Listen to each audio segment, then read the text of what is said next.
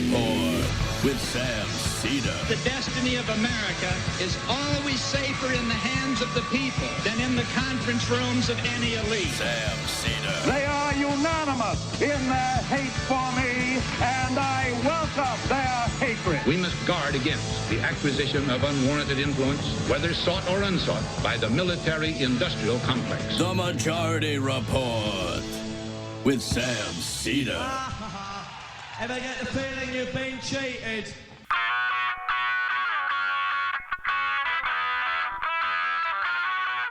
It is Tuesday, October 16th, 2018. My name is Sam Seder. This is the 5-time award-winning Majority Report.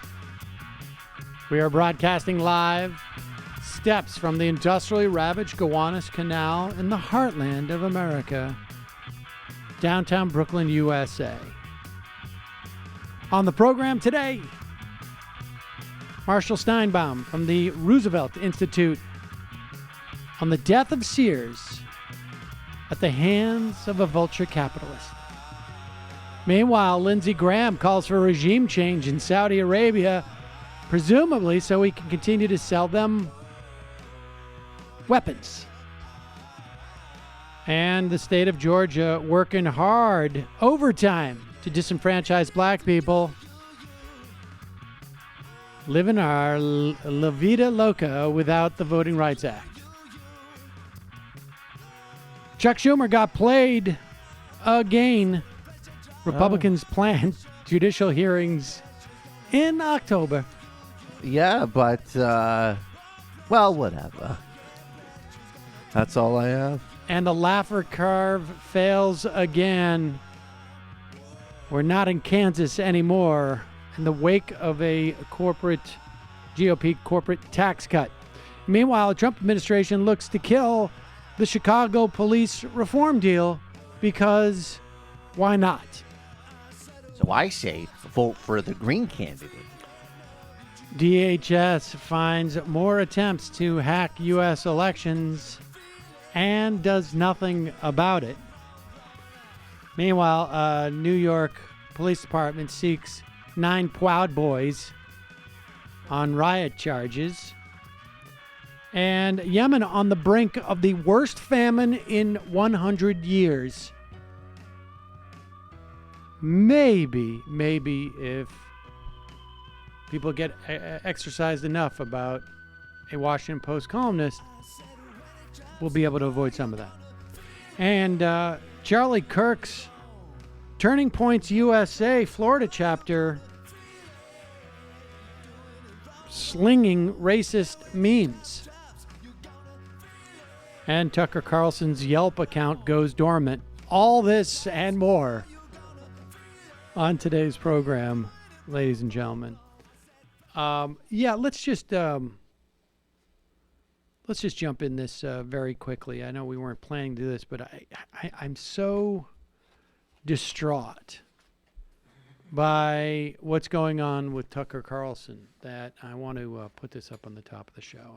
I wasn't planning it. I know we will talk about the Graham in a moment, but this is too tough, folks. Too tough. Tucker Carlson, who you have to understand, people get into habits, into ruts. You live in New York City. Maybe you have a small kitchen. Maybe you get home from work too late. You can't cook for the kids. But Tucker has none of those issues. Tucker is not only well paid because of his Fox gig, but even when he lost all those different jobs that he lost and was desperate to make a name for himself with the, was it the Daily Caller? I think it was his thing. Even then, it wasn't an issue because, of course, he's an heiress or an heir to the Swanson frozen food fortune. So Tucker is used to eating out and used to eating out at nice places. All right. So the transition is that much harder. That's why this makes the story that much more difficult. It would be easy to slough it off and just say, wow, you're like 99% of the people now. But that discounts how difficult it is for some people to change. To It's break their loss habits. aversion. Exactly. It's a term in behavioral economics. It's not the same for him because he's used to a certain lifestyle.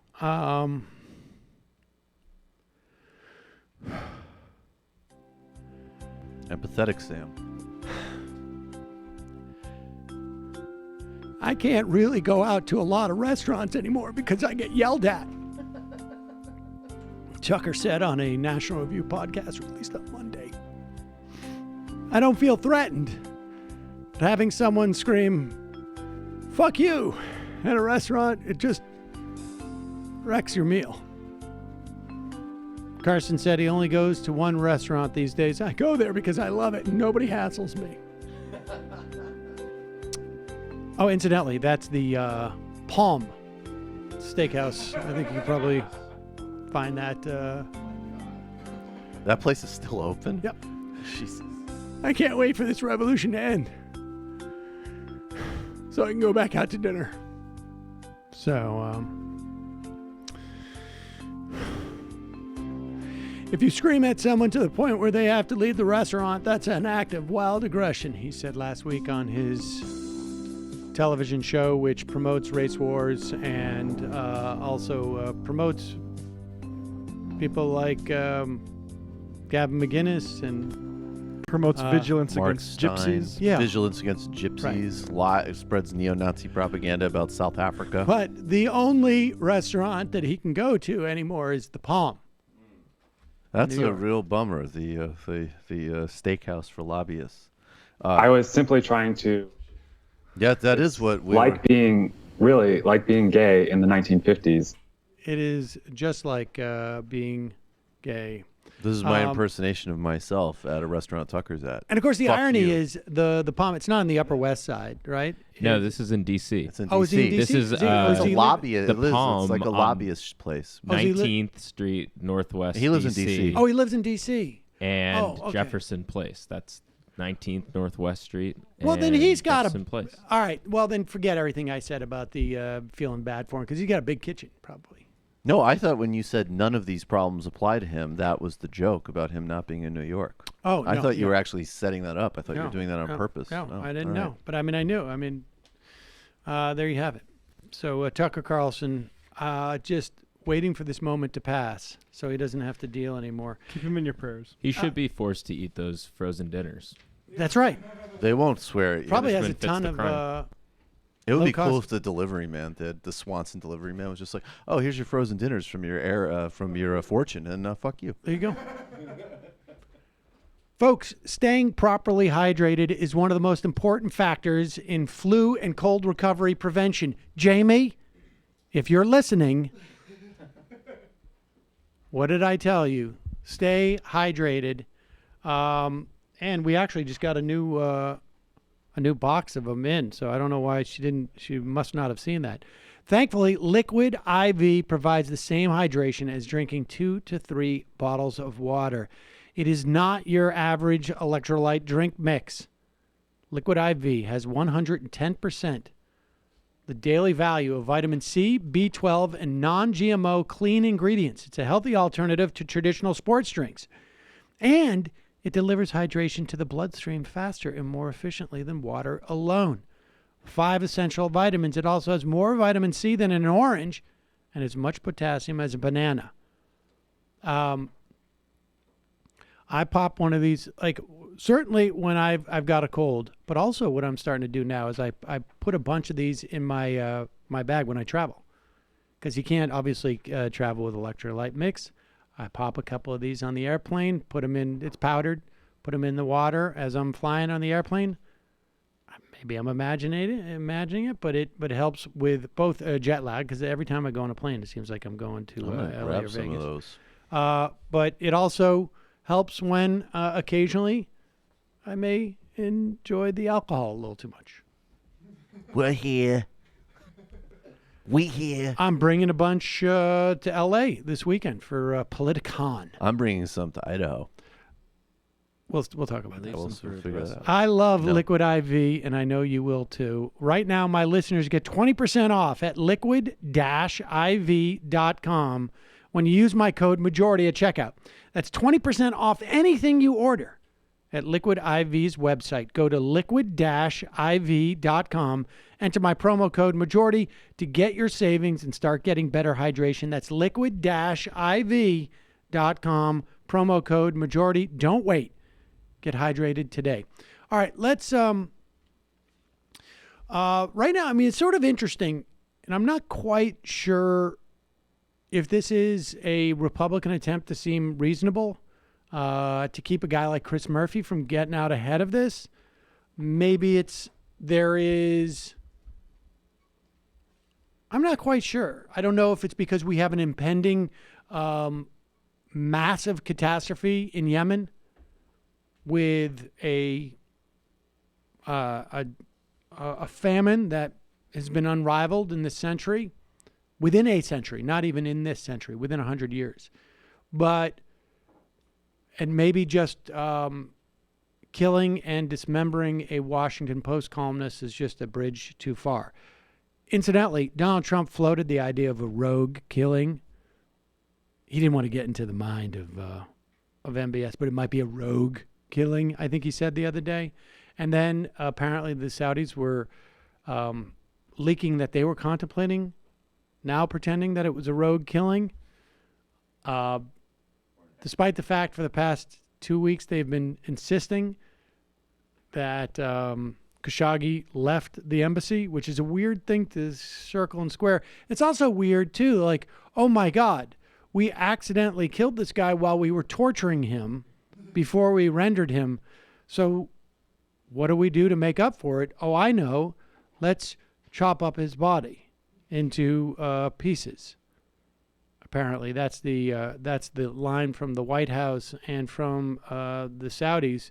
No word on what Thomas Friedman has to say about this, but here is Lindsey Graham.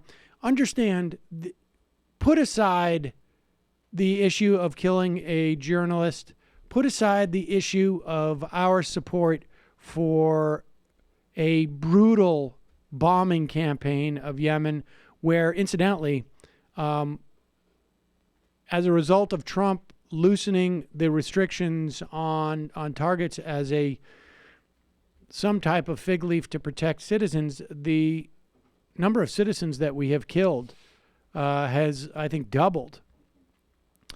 Put all that aside, this isn't a personal offense to Lindsey Graham. Saudi Arabia, the Secretary of State is heading over there now to try to get some answers about what happened to the Saudi embassy inside Turkey. You know what happened, who's to blame? Well, I know this. Nothing happens in Saudi Arabia without MBS knowing it. Who's MBS? He's the 33-year-old crown prince who jumped over other people. He's the son of the existing king, and I think he's on a bad track. I can never do business with Saudi Arabia. I love the idea that he has an issue with him jumping over other people, as if this is like some type of democracy or something, right? Like he didn't follow the proper line of ascension to the dictatorship. It's also that was a positive for him when people were writing fluff pieces, that he wasn't fitting with traditional monarchy protocol because he was a bold reformer. The only man for the job. He's completely disruptive. He's very disruptive to the Saudi monarchy. That's why he threw a bunch of his relatives in jail, and that was reported positively. Like, look, he's being serious about corruption. Versus, I wonder why like a young, aspiring, unhinged creative autocrat destruction might put uncles in detain them. Creative destruction. Business with Saudi Arabia again until we get this behind us. Right. And what does that mean? That means I'm not going back to Saudi Arabia as long as this guy's in charge. So you're saying the crown prince has to leave? It's up to them, but I'm not going back. I've been their biggest defender on the floor of the United States Senate. This guy is a wrecking ball.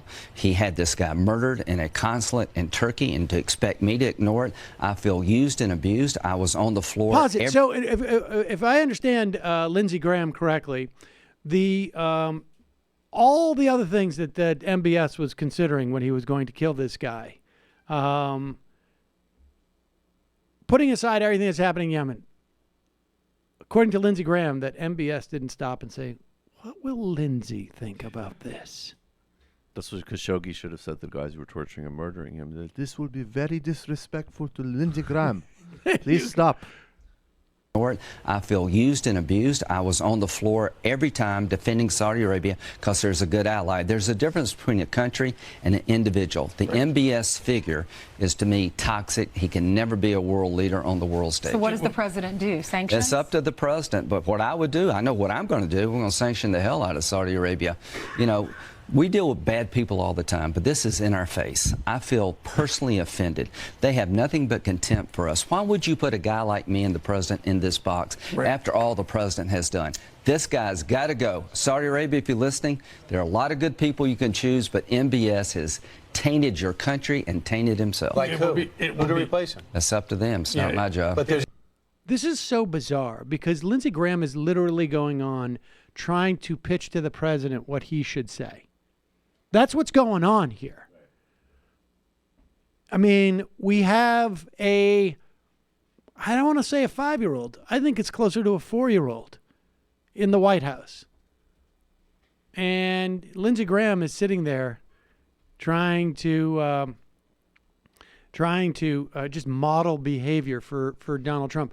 But look, the bottom line is Lindsey Graham has laid down the gauntlet, ladies and gentlemen. He is not going back to Saudi Arabia because that guy has embarrassed him. And we know when Lindsey Graham says something, his word is his bond. This guy is not the type of guy. This is not no fair weather senator. Let's play this clip. This is, I'm confused. Wait, this is from, just about a year or two ago. Okay. I just don't believe Donald Trump is a reliable conservative Republican. Good luck with Paul Ryan trying to find a conservative agenda with this guy. And I don't think he has the temperament and judgment to be commander-in-chief. A lot of my colleagues will vote for him enthusiastically. Some will hold their nose. I just can't go there with Donald. But Senator. Oh, and now he's his biggest fan. So now he's his biggest, literally one of his prime advocates in all of Congress. So would you say Lindsey Graham is going to be in Saudi Arabia by early December, or do you think he'll wait until mid-December? Yeah, he seemed really peppy there. So, but on the other hand, you know what? It's going to depend on how savage the winter is in D.C. That's Saudi right. has nice weather in December. I will reserve judgment to find out if it gets rainy and cold. Just keep me in the loop. Just keep me in the loop on the weather forecast. All right. 3 months from now, no one can do what MBS is doing. We got to take a quick break. When we come back, Marshall Steinbaum of the Roosevelt Institute on the death of Sears.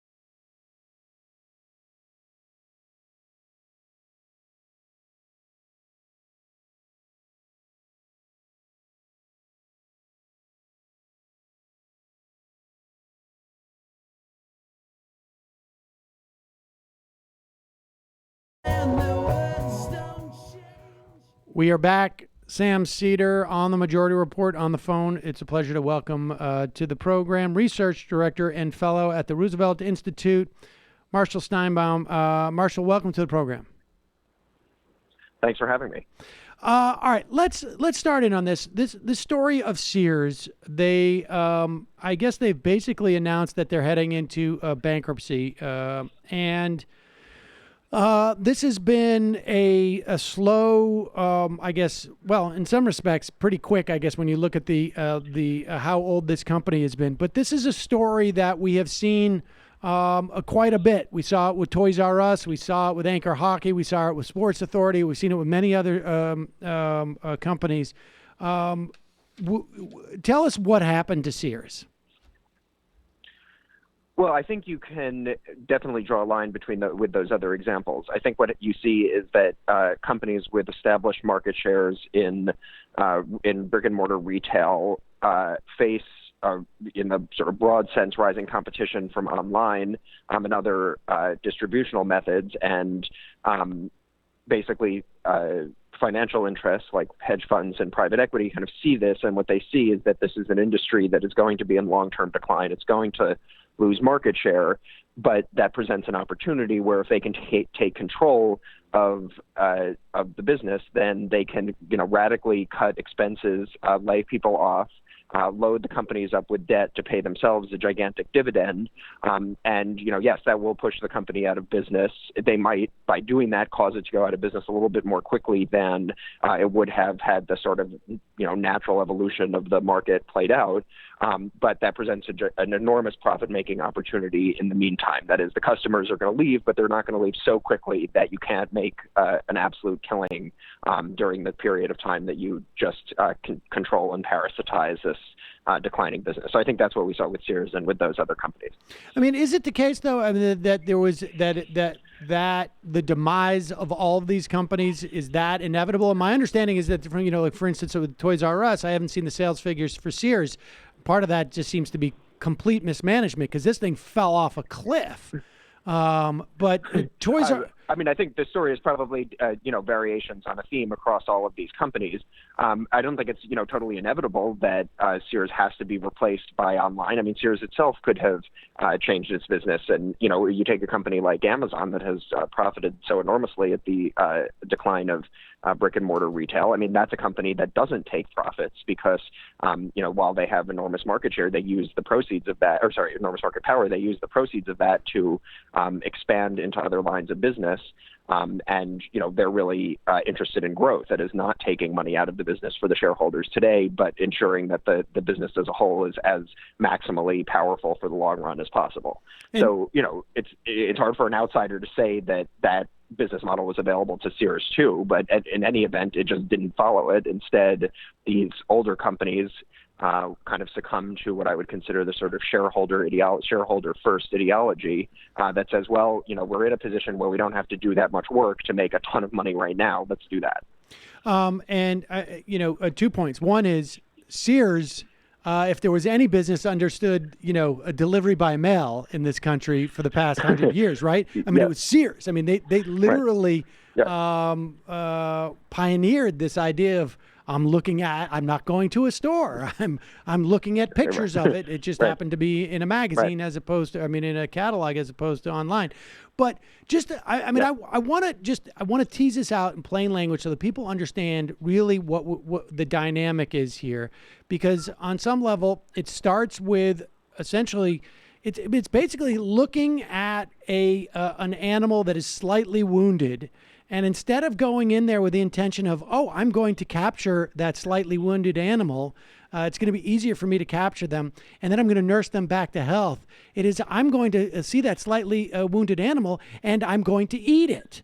Because that's basically what's happening here. So walk us through this, how this went with Eddie Lampert, because when we say shareholder, it feels like, mom and pop down the street with their pension. There may be some of those people, but we're talking about one guy who had, and one fund, maybe he had some money from his friends as well, but are going in to take a massive company with tens of thousands of employees and essentially sucking its blood to make himself,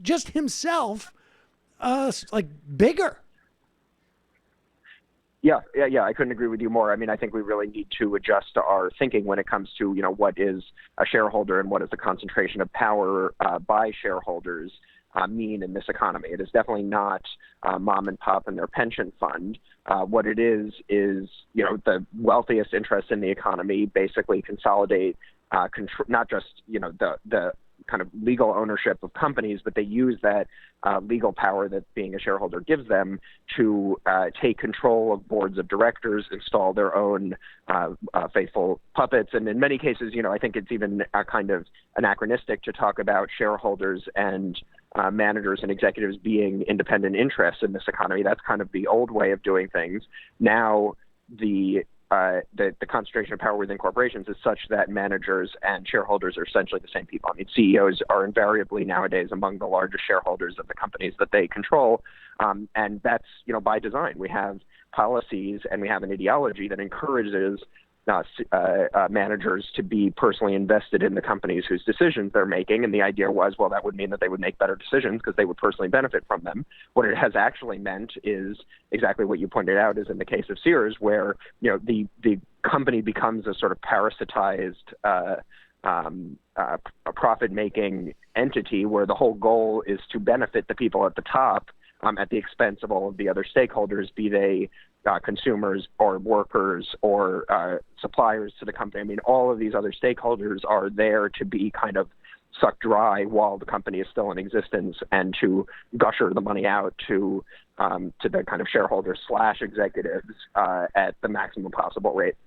So now, was Lampert CEO? Was that his official title? I mean, go ahead. I'm actually not sure about the answer to that. I think he has been at times and not, but I'm not entirely certain.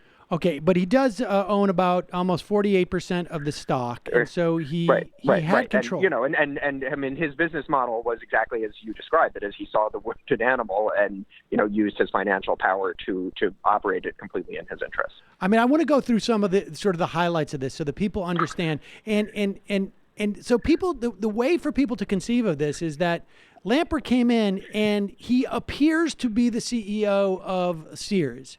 And and by appears, I mean, well, he is the CEO of Sears. But we all are stuck in this mindset that if you're the CEO of a company, your goal is to make that company succeed. But what we don't realize is that he's also the CEO of, Lampert Enterprises. I'm making that up, but that's basically the way he sees this. Yeah. And Sears is just one element. And so one of the things he does is he sells. Sears owns all their stores. He sells all of Sears stores to another entity that he sets up called Seritage, and then leases back the properties to Sears, except for the good ones he sells off to other interests. And basically, I mean, this is a scam. This is a total scam. Yeah. No, you have this sort of like separate entity. You chop it up, and then you milk Sears by having it pay rent to this other thing, and the other thing, doesn't have pension obligations, doesn't have creditors, for the reason, so such that when Sears declares bankruptcy, it's like, well, what does Lampert care about that? He got all the money out through this other entity, or as you said, sold the most valuable real estate to what I would assume would be like more real estate companies. Right, and people should understand, if Sears goes into bankruptcy and owns all of this property, that's a major asset for them to sell off, to pay their creditors, to pay but now they don't. But Lampert loaned money to Sears, put himself in the first position as a creditor, and down on the list are those people who get pensions from Sears, people who deferred their compensation so that when they go into retirement, they would have the ability to get the money then. But those people are going to take the haircut because there's no assets anymore because he stripped them off. He stripped off Land's End, which is another division. He just kept basically... It's like he took this tree and he cut off all the limbs, all the leaves, anything of value that would still be there, and loaded up debt onto the trunk of this tree, essentially. Yeah, and I think your allusion to the idea that workers might have been invested in the long-term health of the company through deferred compensation and pensions kind of gets to the difference in the way that American capitalism is practiced now versus in the past. I mean, in the past, you're a worker who has some degree of dependence, but also investment in your employer, and you would see that as like a stable thing that you would wouldn't mind having your own, family well-being tied up in it in more ways than one because, you'll draw your pension after you retire. Well, that is a kind of relationship that what I would call in economic terms an implicit contract where some, financial raider like a Lamper would come along and say, oh, that's a profit-making opportunity for me. These workers are working there thinking they're going to get some benefit out of it in the future.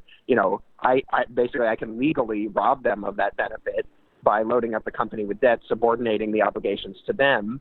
And I'll kind of re-engineer the terms of that contract so that I'm the one who benefits from it, and the workers who think that that they have a stake in the long-term health of Sears, are going to be left holding the bag when, as you say, all the leaves are stripped off and the branches are cut down. And we should say that none of these things were done out of desperation. I mean, it seems like he had a 10-year plan. Right? Like in 2014, he sells off Land's End, which is one of the more profitable aspects of their business. He owns 60% of that company. And so he's got that money, and that is secured. Creditors don't have a say on that. That's not part of the bankruptcy filing. He sold off the properties, like we said, to Seritage. So all of those assets are also, secure, put away. He sold off Canada, Sears Canada, and owns a big chunk of that as well. I mean, it's almost as if like you're involved in this marriage. You know that you're going to get divorced in 5 years, and you start taking money and burying it in the backyard, essentially. And by the time that you guys split up, we got no savings. I don't know where that money went. Yep. I think that's a very good analogy. So what can we as a society do about this? I mean, well, that's a great question. What has changed? Let me put it this way, because I know that, we've heard this story in terms of Toys R Us. I think Mitt Romney was involved in that one. Bain was a big sort of pioneer in this business. Where they go in and they basically take this, they buy this entity and they take all the value out. They load it up with debt. They crash the company. They make money off the fees and et cetera, et cetera. I mean, they literally pick apart this thing and they leave the carcass. The carcass is really just the tens of thousands of workers and maybe the community that relied on it in many respects. What changed? Was there anything from a statutory standpoint that changed, that opened the door to this? Or was it just simply that our culture is just There's degraded? plenty. I mean, there's many different sets of policies that changed that basically legalized that kind of business model that would once have been illegal. I work a lot on antitrust policy, which pertains, it's definitively about what kinds of profitable business models are you allowed to engage in and what types are you not allowed to engage in. There's just very plain evidence in the economy that business models that used to be illegal are now widely adopted and extremely profitable. I'm thinking of things like franchising, vertical integration, which we know is a huge issue in telecoms, where our telecom sector is way less competitive than other countries that have more effective antitrust. Our tech sector is entirely the child of a loose antitrust enforcement of the modern era. So that's one area of policy. When you say are there statutory changes, like we still have the same antitrust laws as we had from 1890 and 1914, but what changed was judicial interpretations that really baked in a kind of a retrograde and simplistic economic theory into the law and said, the law used to mean this one thing, now it means this other thing. This other thing means that nothing that businesses want to do can ever be anti-competitive, can ever violate the antitrust laws. We should assume that whatever they're doing is actually efficient, that it will serve consumers, and consequently the liability got reeled way back in. Beyond that, I think, in this case, there's a lot of changes in terms of how corporate governance functions. For one thing, stock buybacks, whereby companies take their profits and use them to buy back stock owned by shareholders, the main way that shareholders take value out of corporations. Those used to be illegal. I mean, they were just flatly illegal under SEC regulations up until 1982, when under the influence of this kind of idea that you want the executives of the corporation and the shareholders of the corporation to have one another's for the executives to have only the shareholders' interests at heart when making decisions. A key way that executives were supposed to be able to make shareholders benefit from the profits earned by the company was through stock buybacks. And so instead of being illegal and assumed to be insider trading, stock buybacks went to basically de facto legal. There's also huge changes in tax policy.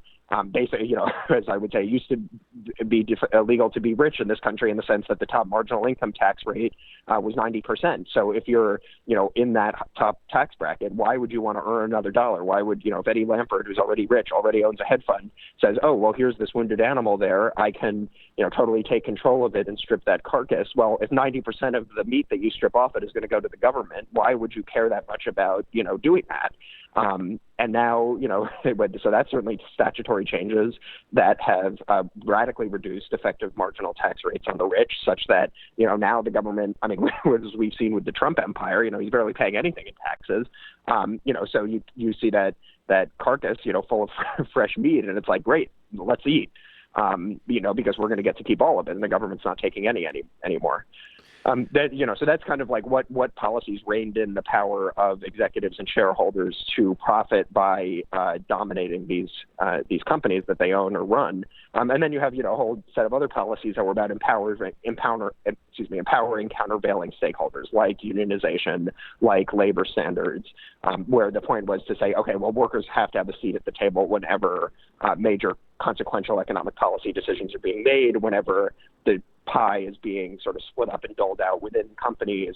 You can't just kind of steamroll the workers and take everything for the shareholders. So I think, there's a whole panoply of things that just make the economy function much, much differently now, as you've been describing, relative to how it used to be. And we should say a lot of the things you're talking about, they have been ongoing, but the buybacks change by the SEC was in the 80s.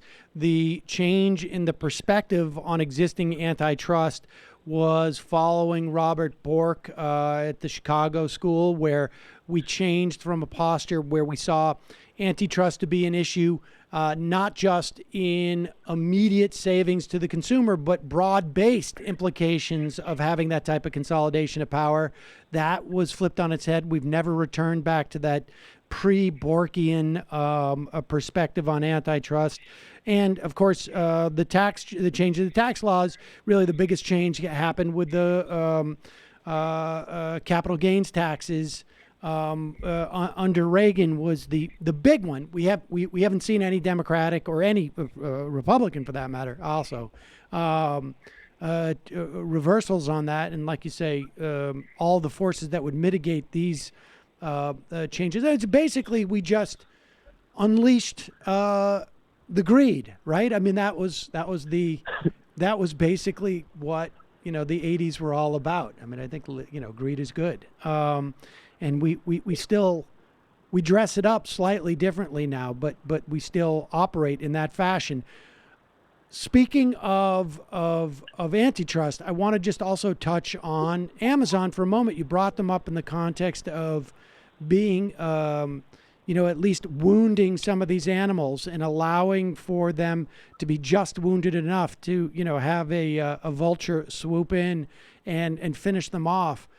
Amazon announced a couple of weeks ago, presumably because they were shamed by Bernie Sanders and his sort of introduction of a piece of legislation to get Amazon to raise their minimum wage.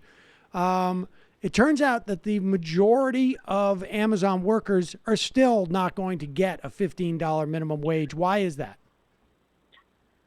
Yeah, well, I think when the announcement was first made, there was a big question about how widely this would apply to Amazon's contractors as opposed to the employees who work directly for the company. And it sounds like, not a lot, which is a major concern. One of the major kind of labor market trends is the outsourcing of workers to staffing firms to, upstream suppliers in the supply chain, where the dominant firm can disclaim responsibility for adhering by labor law and cannot, they can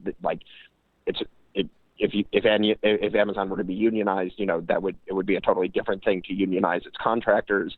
And these are ways in which, powerful companies increasingly kind of put their workers at a distance and an arm's length where it's much easier to exploit them. And Amazon has certainly been in the forefront of doing that with its logistics supply chain. And the question was, well, basically, would those contractors be included in this new company-specific minimum wage? And increasingly, the answer appears to be no, or at least there are a lot of exceptions. The other thing I would say about that is that that's also an antitrust story. I mean, it's definitely a labor story in the sense that our labor laws are tailored to employers having to provide certain benefits to workers in exchange for working for them. And if you can kind of legally at least extinguish the employment relationship, even if you are in reality the person who controls the worker's day-to-day life, as Amazon is for all of these contractors, then you can kind of wriggle out of all your obligations. The antitrust part of that is, well, even so, if you put these workers kind of in a different firm so that they're not under the same roof, legally speaking, you can still force them to do what you want. So this is a key area in which antitrust has become much, much weaker since the 80s, that firms that are up or downstream in the supply chain from a dominant firm, that dominant firm can still force contractual terms on their suppliers. And then those in turn, the suppliers in turn, turn around and extract wage reductions from their workforce. So the crucial issue is, who has control and who has responsibility. And what you get in a company like Amazon is that the dominant firm has total control thanks to the retreat of antitrust laws, while totally avoiding any responsibility in the form of the retreat of labor laws. Where would the National Labor Relations Board, in the event that we had one that was not essentially, that it was sidelined, but an aggressive National Labor Relations Board? I'm just thinking of the McDonald's case where they had determined that even though these are franchises, joint employment. That it's really joint employment. Yeah. How much of that would be also another angle in which you could attack this? Well, you could, in theory. Under Obama, there was better, kind of guidance from the National Labor Relations Board. That is to say, more expansive definitions of joint employment, and thereby, not just your immediate employer, but also the firm that they're functionally affiliated with. That is to say, McDonald's Central and the McDonald's franchise, could jointly be held liable for violating the National Labor Relations Act, or I think it was the Fair Labor Standards Act, but National Labor Relations Act in that case. That's certainly a thing. I would say that even notwithstanding the provisions for joint employment, the National Labor Relations Act is really premised on organizing workplaces as single employers or single firms. So it's very hard to organize an entire sector of workers, and in fact, workers are forbidden from striking against any firm that is not their direct employer, which means that they're functionally trying to get something out of Amazon. Well, they can't take kind of industrial action against Amazon because Amazon's not their employer. So I think it will take a kind of revolution in labor law that abandons that kind of firm-based conception of where does responsibility for workers lie. Either at the sectoral level, I think that's one interesting proposal that's been made, or, frankly, from the government. We keep talking about, well, what does it mean that the sort of traditional employer has declined over the years, that, people don't, if they ever did, who knows, but, people don't still work for the same employer for a whole career. That militates in favor of greater provision of social insurance and labor standards directly from the government, because the government's not going anywhere. All right. So lastly, how much of a revolution do we need for all of this? In other words, if we were to get in, obviously Elizabeth Warren, antitrust has been a big issue for her. I imagine, someone like Bernie Sanders also has a fairly developed sense of what needs to happen on an antitrust level. But let's just, generic lefty politician who has an awareness of these issues, if they were to become president, what more do we need? Do we need a generation of new judges? Are there statutory fixes that could return us to an antitrust regime that is more robust? How many years would it take in the best case scenario to fix something like this? Yeah, I mean, frankly, it's a daunting task. I think lots of statutory changes are needed.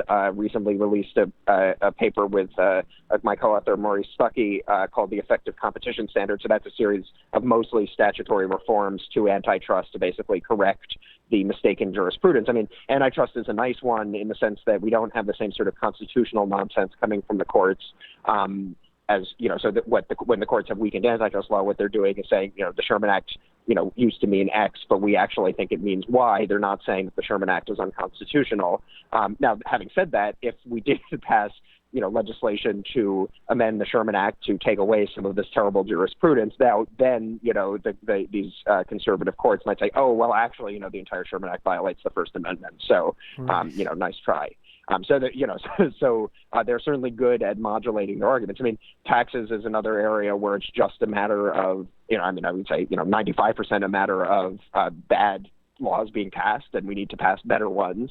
I think, I guess on the larger point, and then I don't want to mitigate the extent to which the judiciary is a gigantic problem. I mean, we've seen this before where even when you do get a generational progressive shift in legislation, the fact that you've got an unelected chamber of rich old white men deciding what our economic policy is, becomes a major barrier to action. And this is why in the, second half of the New Deal, the Roosevelt administration, was forced to resort to at least the threat of court packing. Of course, the threat in that case was enough to get what they wanted, right. So they didn't actually have to follow through with it. But all of those sorts of major institutional shifts, definitely need to be on the table. The one on the sort of larger point I want to kind of get to, because you said, Senator Warren or Senator Sanders might have a sense of kind of what's necessary in terms of reforms to the economy. I mean, I think those politicians have been, vocal leaders in the sense of like what's wrong with the economy, pointing out the concentration of power. But I also want to, point to individuals and people to take action on their own. And in some sense, that's necessary. It's a necessary precondition. I worry a lot about this idea of, on the one hand, people saying, the economy clearly has lots of problems. It's, hard for a kind of lay person, normal people understand at a deep sense that they're being screwed over economically, but precisely how and precisely which piece of legislation was tweaked one way and now needs to be tweaked back in the other direction, that can be daunting. But, nonetheless, it's necessary. I mean, this is, even the powerful can withstand the most intense public outcry unless it is directed at, specific changes that will actually be powerful. And I worry that a lot of, the kind of dissatisfaction that people that we hear about the economy is inchoate in some sense and will be ultimately, horribly not that threatening to the incumbent powers unless it can be channeled towards specific ends that actually are responsive to the issues of the concentration of power. I mean, put it this way, you can't get around this issue. What we've been talking about how, powerful hedge fund managers or private equity people control the economy, as important and necessary as free college or Medicare for all might be, and how it might, radically lessen the profits available to health insurance executives, restructuring the power relations in the economy cannot be done just through that means. That requires the types of policies that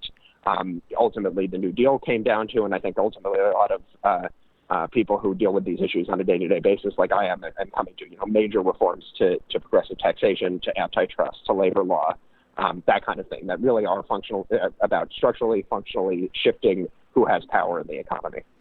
Marshall Steinbaum from the Roosevelt Institute. Thanks so much for your time today. That's that's part of what we try and do here, is to get incredibly weedy and specific. And but thanks so much for your time. I really appreciate it. Yeah. Great to be with you. Thanks so much. Bye-bye. There you go, folks. Not going to get any more narrow than that. We get down to basically like specific bills, but those are the three. Antitrust covers a lot of this, but the antitrust and the sort of the way that we incentivize the whole concept of shareholder value as a way of running companies, and then of course, encouraging enormous greed, even if it comes at the expense of other human beings, That's the game plan.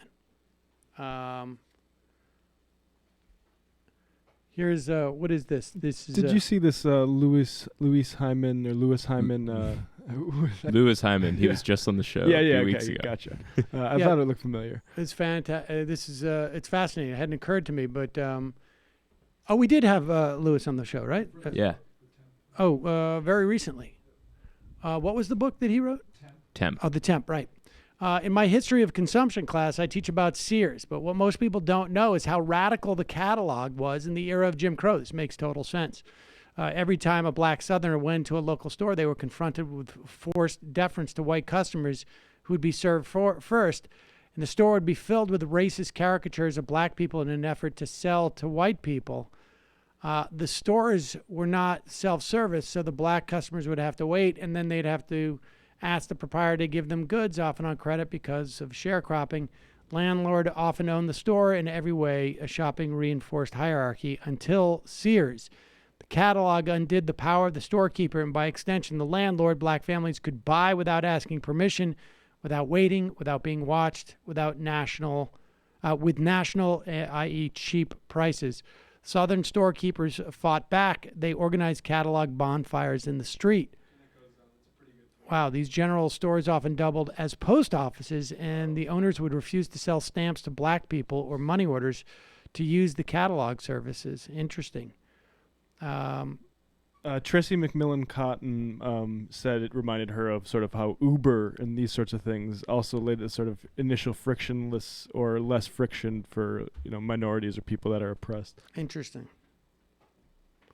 You could just bypass the actual post offices by giving the letter and money to the mail carrier.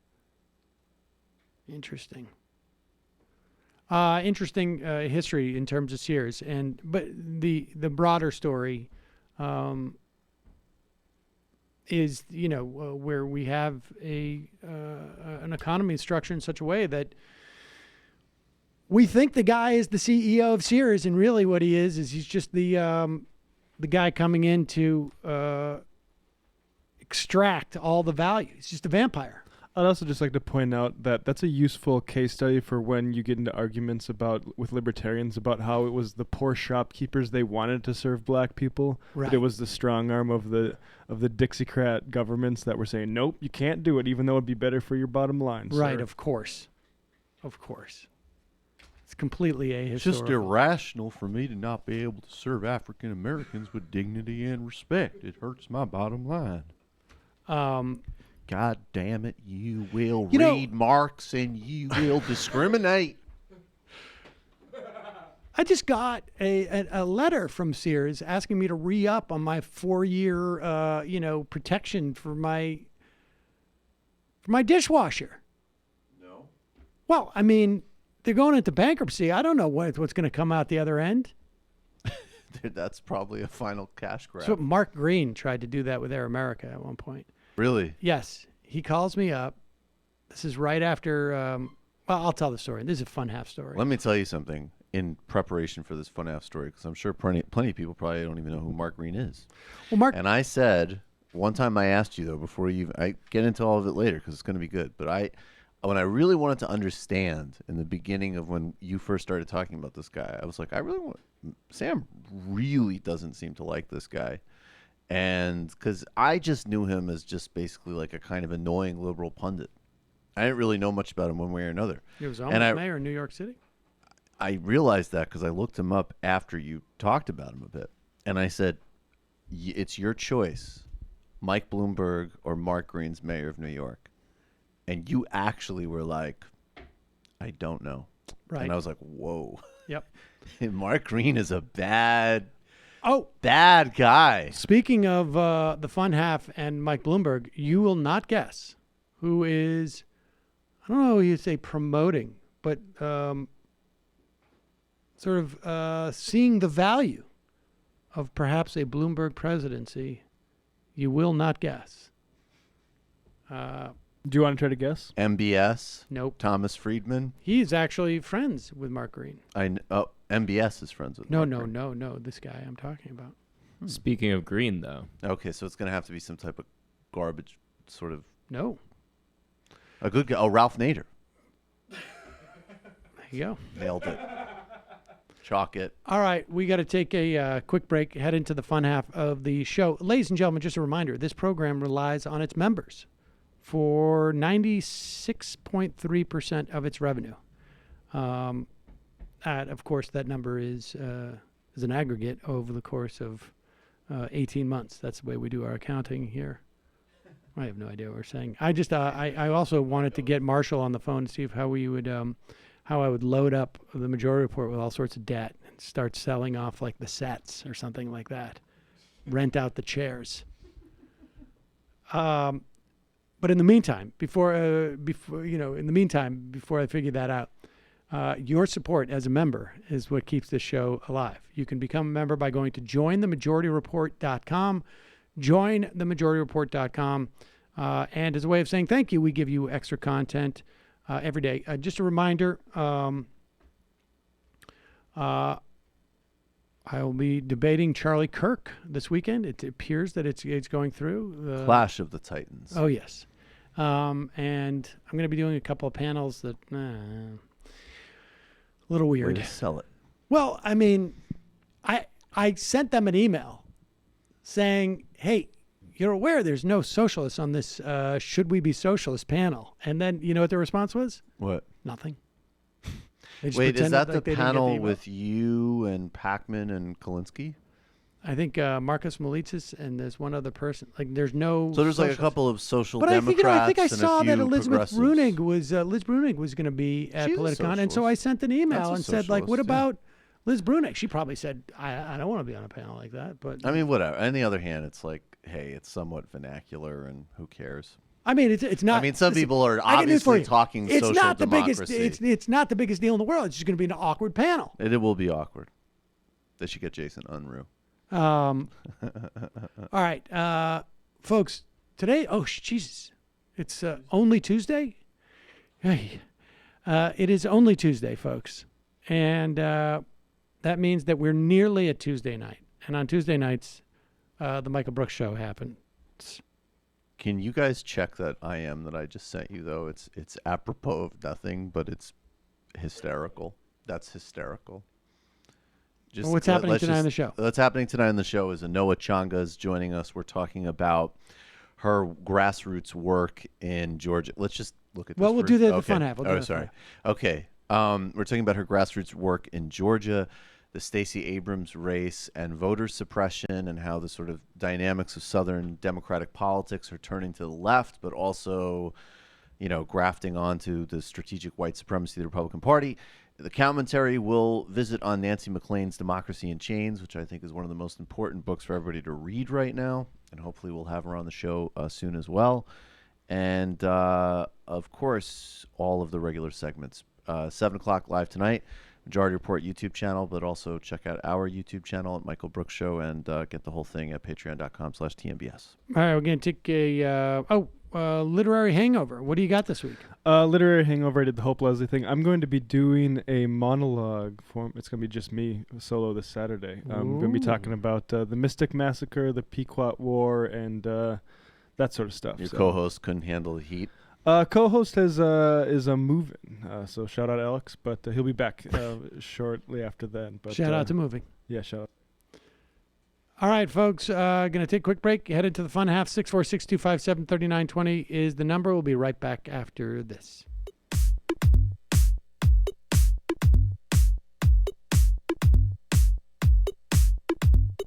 Jamie and I may have a disagreement. Yeah, you can't just say whatever you want about people just because you're rich. I have an absolute right to mock them on YouTube. He's up there buggy whipping like he's the boss. I am not your employer. I'm tired of the negativity. I'm sorry. I didn't mean to upset you. You're nervous.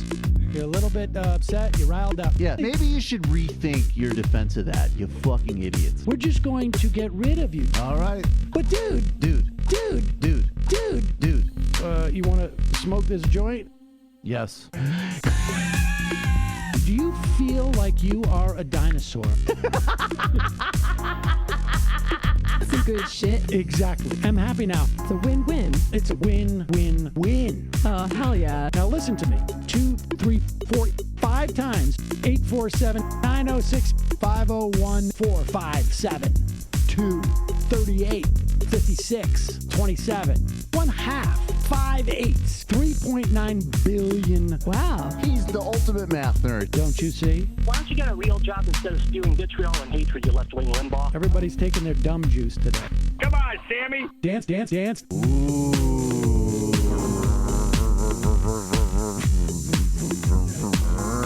Rand Paul. I had my first post-coital scene with a woman. I'm hoping to add more moves to my repertoire. All I have is the dip and the swirl. Fine, we can double dip. Yes, this is a perfect moment. No. Wait, what? You make under $1 million a year. You're scum. You're nothing. Excuse me?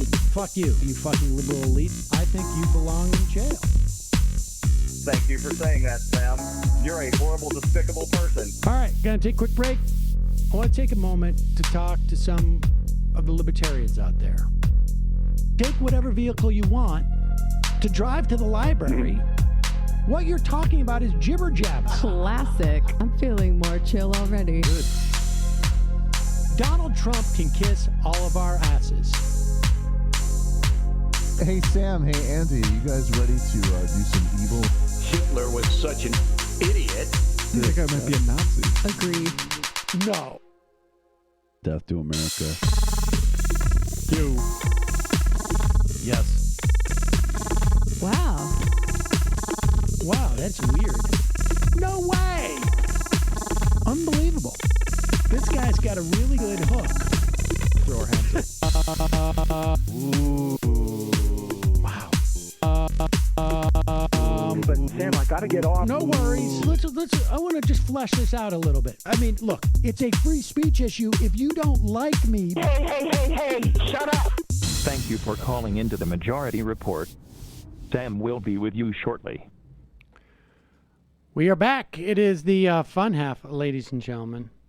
Wow, I didn't realize all of the stuff about. Darn it. About who? Turning points? Yeah. I just got the final stats on the softball season. What was your where you placed? No big off-season contract for you this year, Sam? What was your on base plus slugging? I don't have. Wait a second. What is it? Oh. My on base plus slugging. Son of a gun. The problem was I just didn't get out and play as much as I normally do, for a number of reasons. I'm still getting used to it sometimes being a single parent, which happens, half the week, and just a myriad of other things. So I didn't play nearly as much as I want to. I don't even know if my stats. I only played 10 out of like a total, I think, 21 games, maybe. My on base and slugging 475 plus 541. On base is 475, and the slugging was 541. But my average was only a 405, and I was really hoping to go over 500. What's the who's the team leader for batting average? There is somebody who bat 600. Wow. And then there's 1, 2, 3, 4 other guys who above 500. So I'm a little bit disappointed. I only had 1 home run this year too. All right, I'm not going to sit here. You're like Gary waste your Sanchez. time too much. Please don't send me any emails. Okay, it was 3 minutes. I just looked at that. All right, I just got the text about it, and so I wasted 3 minutes of your time.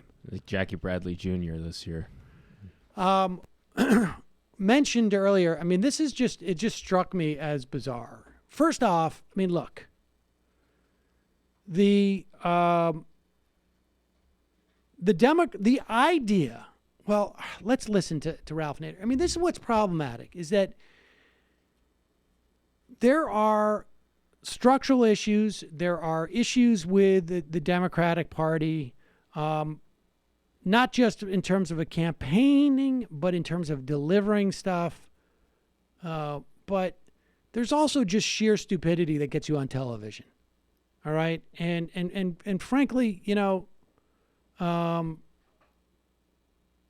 Ralph Nader has done obviously some very important things and very, very positive things for this country.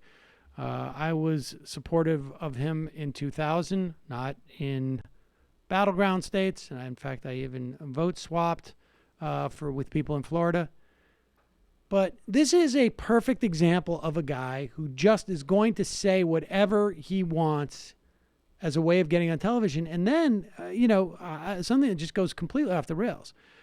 Here he is on Ari Melber's show. He's responding to a clip of Obama saying the Dems shouldn't treat politics like Coachella.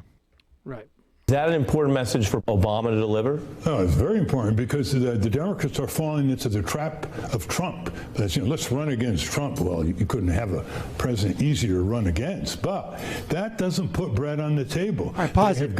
First of all, I don't know what, like who he is talking about, because every single reporter who is, to the extent that we can know these things, right? I mean, it's not that easy. There's a lot of places where there's no polling and this and that. There's a lot of places where we have huge deserts of local news coverage. But if you Google every campaign ad, I mean, if you look at every campaign ad of Democrats in congressional districts, if you talk to reporters or listen to reporters on this show, on other shows, when they're out on campaigns, there's like virtually no Democrats running in these races that are running against Trump. That's all implicit. The explicit thing they're running on is healthcare. And so he just says this because he doesn't know. He doesn't, he and I probably have very similar, sort of like in terms of like how we travel, right? Except for I'm actively reading this stuff every day. And he apparently is not, or he just refuses to believe it. But continue. They have got to go down where people are working, living, and raising their families. They're going to blow the next month's election if they continue business as usual. And the Democratic National Committee, headed by Mr. Perez, who hasn't returned my call for over a year, I have some suggestions for him. Why do you think he's not calling you back? Because they don't want to hear from the civic community. They just hear from their political consultants and all the millions of dollars that are put in insipid TV ads because they get a 15% cut. It also raises the question, have you tried texting him? We have emailed them, yes, and we have text. We've done everything. When you're looking at the next election, then you see. Pause it for a second. Now, look, I mean, I think there is definitely a problem with Democratic, the DNC, the DCCC sending in consultants. That is a huge problem, and there have been attempts to reform that, and we still got to work on that. But Ralph Nader getting a return phone call is not necessarily the best bellwether for that. That's classic Nader, though. He likes to publish a letter that he wrote to somebody on his Facebook page that the person that he wrote it to probably never looked at. Let's continue. At the next election, then you see Mike Bloomberg now re-registering as a Democrat. I imagine you view him as a classic corporate politician. He's moving parties. Pause it. We're going to go back a little bit. This is why we pulled this clip. And the other stuff we saw as we were, but this is why we pulled this clip, because I wanted to hear a Nader crap over on this oligarch, Mike Bloomberg. Election, then you see Mike Bloomberg now re-registering as a Democrat. I imagine you view him as a classic corporate politician. He's moving parties based on where he may have a political opportunity. Do you think it would be bad for the Democrats to have Mike Bloomberg run or become the nominee? No. What about Wall Street? Wall Street is his weakness. He's for corporate welfare. On the other hand, he's not your routine Wall Street guy. He's an entrepreneur, and he thinks for himself. I think he could shake up the Democrat Party. And I think, because I've known him and talked with him, I think he rues the day that he didn't run 4 years ago. I see. I mean, there's an origin to this, though. I looked this up. There's a book that Ralph Nader published in 2011 called Only the Super Rich Can Save Us, which is a fictionalized account of a Warren Buffett. Actually, I think it literally is Warren Buffett basically watching Katrina on television and getting so disgusted that he decides to intervene in politics. And I have a couple of brief thoughts on this. I mean, one, obviously, right there, he told on himself, and the Perez doesn't talk to me, Bloomberg does. Okay, Right. so that's the narcissism for sure. But I think Ralph Nader, I mean, obviously has still done more for American well-being than almost anybody in politics, like just in the 60s and 70s record alone. But I do think that, I don't know if it's explicitly socialism or not, but it shows the flaws of, he doesn't have a broader view of politics. He has a sense of corruption, and he has a sense of justice, but he doesn't have a sort of broader system critique. And I look at Brazil, and I look at the way that a certain type of technocratic or civic-minded person is able to get swept up into quote-unquote anti-corruption politics, and I see it here. And I also think I see him also as evidenced by that book. He's hopeless. He's totally done. He doesn't see a way out here other than altruistic billionaire class, and that goes back to this book in 2011. Well, you know who also ran as a anti-corruption Trump. billionaire. There you go. Who said, I can't be tainted because I don't need their money. Well, that's what happens when you. I Is what happens. I will play Jamie here. That's what happens when you don't have class politics. Well, that's listen, the truth. This is not even a question of class politics. There's no structural critique whatsoever in this. And regardless There's no structural critique whatsoever. Regardless of what the basis is of it. And on some level, it's also indicative of, and listen, I am an older person myself, but I mean, clearly what happens over time is a lot of people, it all becomes about them. And maybe if Ralph Nader had not had the opportunity to talk to Michael Bloomberg, he wouldn't have this perspective. I think that's obviously part of it. Yeah. And you know, I don't know how durable it would. Would we have Bloomberg forever? I mean, like, what is that supposed to fix? Well, the subtext, I think, in the book, or not the subtext of that statement, and I think the point of the book is actually that theoretically, this civic-minded billionaire would impose all of these great reforms, like cleaning up the campaign finance system and where it's like Mike Bloomberg explicitly will not do any of those things. Not only explicitly in his record. I mean, the guy shoveled so much money into New York politics of his own fortune, but also setting up all sorts of patronage. Well, how else would he win the election too? Right. Right. I mean, it's just it doesn't make any sense. It doesn't make any sense. It doesn't make any sense. But that's where we are. Oh, let's go to the phones. It's calling from a. Hold on one second. Calling from a 478 area code. Who is this and where are you calling from? Sam, this is Jeff from Georgia. Good day to you. Jeff from Georgia. How fortuitous to hear from you. Jeff from Georgia.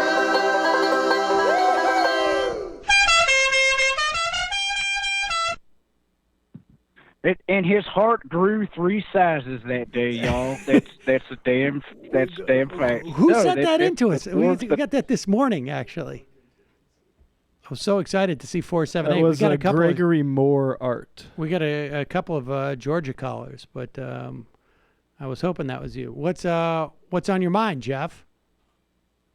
Well, listen, man, I feel a little bit like a kid calling Mozart with tips on playing the piano, but I want to talk a little bit about Charlie Kirk. Your Mozart was pretty young too. Debate with him. But I just, I just have a little angle that I kind of like you to take. I don't think anybody ever asked them. These Charlie Kirk people like him, they talk about, the classics are being chased out of schools now by a bunch of rabid leftists, right? Like, you can't learn Shakespeare, more, or nothing like that. I just wonder if you just ask Charlie Kirk, what are some of those classics? What lessons does he take from them? Because I know he ain't got a damn answer. If you're feeling a bit feisty, you can even quote a bit of Shakespeare at him. Life's but a walk of shadow, a poor player that struts and frets. his way upon the stage, and is heard no more. It is a tale told by an idiot, Charlie, full of sound and fury, signifying nothing. That's just an idea for you, Sam. That's all free charge, man. Be careful. We don't want him to cancel the debate, even if indirectly quoting Shakespeare there. Yeah, you don't want to. Hey, These guys are very I feel like touchy. all that's fair. I'm not asking you to call him I'm not a fucking asshole to his face or nothing. I'm not asking even you to tell him that Charlie Kirk wouldn't know a classic if Plato himself made love to his wife while he posted himself up in the corner and watched while wearing a dress. You don't got to say nothing like that. Nothing unfair. Posted nothing out of bounds, corner, right? like... Just some questions about the classics.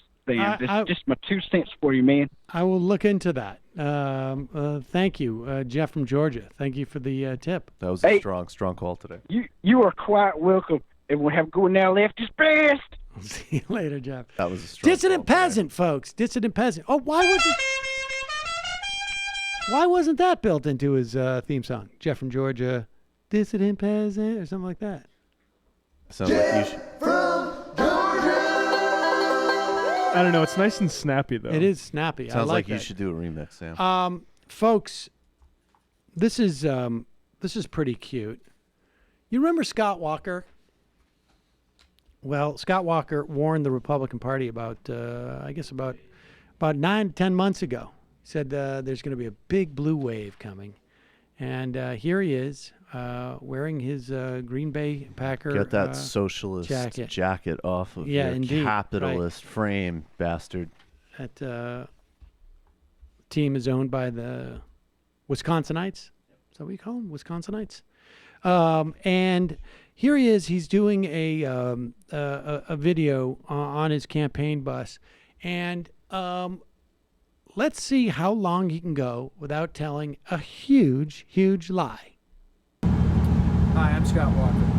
My wife turned out as a type 1 Pause diabetic. it. I just want to say that it is true. His name is Scott Walker, as far as we know.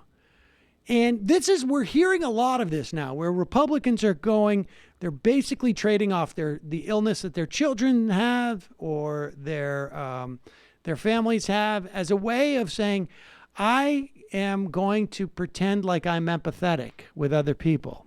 And by doing that, I'm going to say that because I have someone who's sick in my family. I wouldn't do horrible things. I have family members. That's right. My wife turned out as a type 1 diabetic. My mother is a survivor of breast cancer. And my brother has a heart condition. See, covering pre-existing conditions is personal to me. Plus, it's just the right thing to do. As long as I'm governor, I will always cover pre-existing conditions. All right. That's great. You might cover it, but your state apparently won't, because your state attorney general is part of a lawsuit against the federal government and Obamacare to get rid of, are you ready for this? Pre-existing conditions. We have Republicans in about 12 states. Let's see. I don't have that list in front of me. Where is it? Here it is. That are part of this suit. There are 20 states, Alabama, Arizona, Arkansas, Florida, Georgia, Indiana, Kansas, Louisiana, Maine, Mississippi, Missouri, Nebraska, North Dakota, South Carolina, South Dakota, Tennessee, Texas, Utah, West Virginia, and Wisconsin. Now, if you want a list of the states on that list that are run by Republicans, it would go something like this: Alabama, Arizona, Arkansas, Florida, Georgia, Indiana, Kansas, Louisiana, Maine, Mississippi, Missouri, Nebraska, North Dakota, South Carolina, South Dakota, Tennessee, Texas, Utah, West Virginia, and Wisconsin. Isn't that convenient? So he's lying. Plus, will you go back to that tape for a second? I think we can also see the script he's working off in the reflection of the window. Yeah, you can see that right there, right above his arm. I think you can see the script. See, there's right there. There's the person holding the script about how his wife and his kids are sick. Really, just draw. Put the arrow up there. Can you put your menu? Yeah, right there. You can see it right there, and you can see there's somebody's arm as soon as you go a little. Yeah, he's looking right over there. Always got to be worried about reflections, folks, when you're shooting. So you don't now wanna... listen, I don't begrudge anybody. You know, you need a script for that type of thing, but I wonder how many takes it took to actually pretend like you cared about his family. You don't want to accidentally forget one of your family members that has pre-existing conditions. Exactly. Let's go to the phones. My brother is also a loser. Let's go to the phones calling from an 850 area code. Who's this? Where are you calling from? 850. 850 once, 850 and gone. Calling from a 541 area code. Who's this? Where are you calling from? Hey, Sam. This is Sean from Eugene, Oregon. Hello, Sean from Eugene, Oregon. What's on your mind? Well, I was just wondering if you gave this much thought or talked about it at all, but I Googled a document called judicial disqualification, and it's kind of a long 130-page document with the legalese and kind of thumbing through it. I was wondering if you gave any thought to the idea that that judges that a court case could maybe be thrown out due to a judicial bias. There is some mention in here in this document about it, but in the case, if a case were to go to the Supreme Court, though, would it matter? Or no. Maybe because the buck stops there. Well, first off, conflict of interest laws, rules, I guess, do not apply to the Supreme Court justices. And I don't know if that particular law or rule or regulation applies to Supreme Court justices. My guess would be no, because there's nobody to adjudicate it. In that instance, right. That's what people talk about. Clarence Thomas, his wife Ginny, is worked for multiple entities that have cases in before the Supreme Court, and if he was a lower court judge, there would be a good reason for him to recuse himself, or the big argument that he should. I mean, he should recuse himself on the Supreme Court, but he won't. So yeah, that's not going to work. But appreciate the call. Keep trying. I like the effort. Calling from a 607 area code. Who's this? Where are you calling from? Hi, this is Nick from upstate New York. Nick from upstate New York. What's on your mind? So I have a little bit of bad news. I don't know if you guys have seen it or not, but the Working Family Party line in New York just gave their line to Cuomo.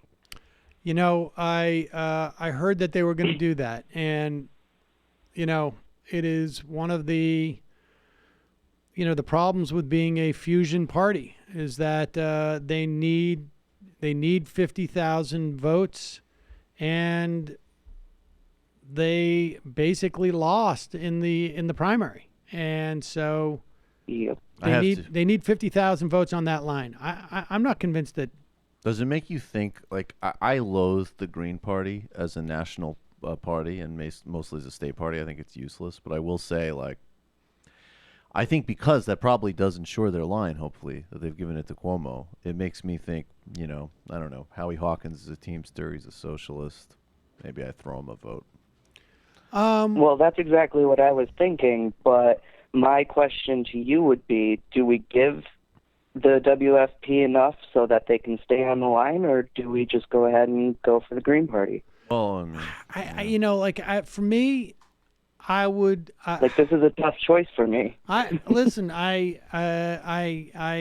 agree. It is incredibly distasteful. My disdain for Cuomo is white hot, but if I don't contemplate it from that perspective, like, Cuomo doesn't need my vote one way or another. It's not. I'm not going to keep Cuomo from office, right?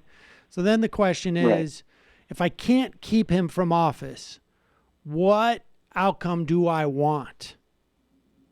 Cuomo. Well, no. I don't. That's the thing. I don't Family's want party keeping their line. If I can't prevent an outcome, what's left for me to get from this? Right. And self-satisfaction is not a political currency. That's just right. I know. So, Says you. I mean, because you're a fucking well, sellout. I mean, so I would probably, me personally, I'm probably, if I can just like stomach it, gonna vote for the WFP. Vote for that guy on the WFP line because I want them to stay in business. Right.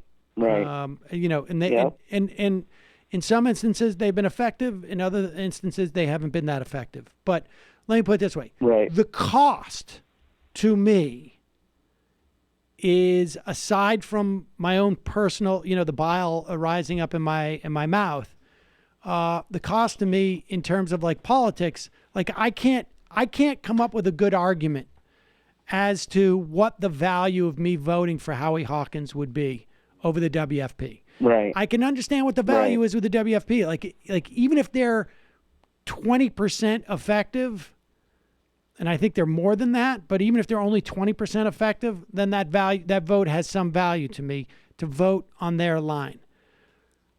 Yeah.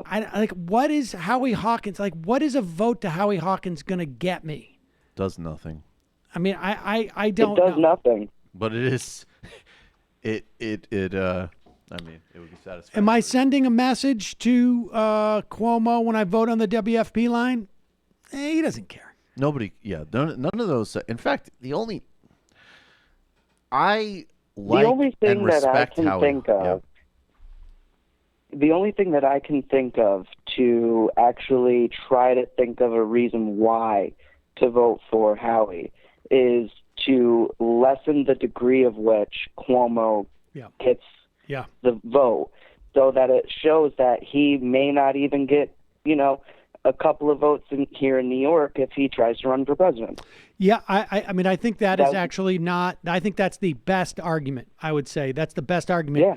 The only thing I would tell you is that the issue for Cuomo is less the general election and more the primary. And I so, mean, that already happened. But I do think. I mean, let me put it this way: I think that theory is a legitimate one, and that's why I don't think this is a slam dunk.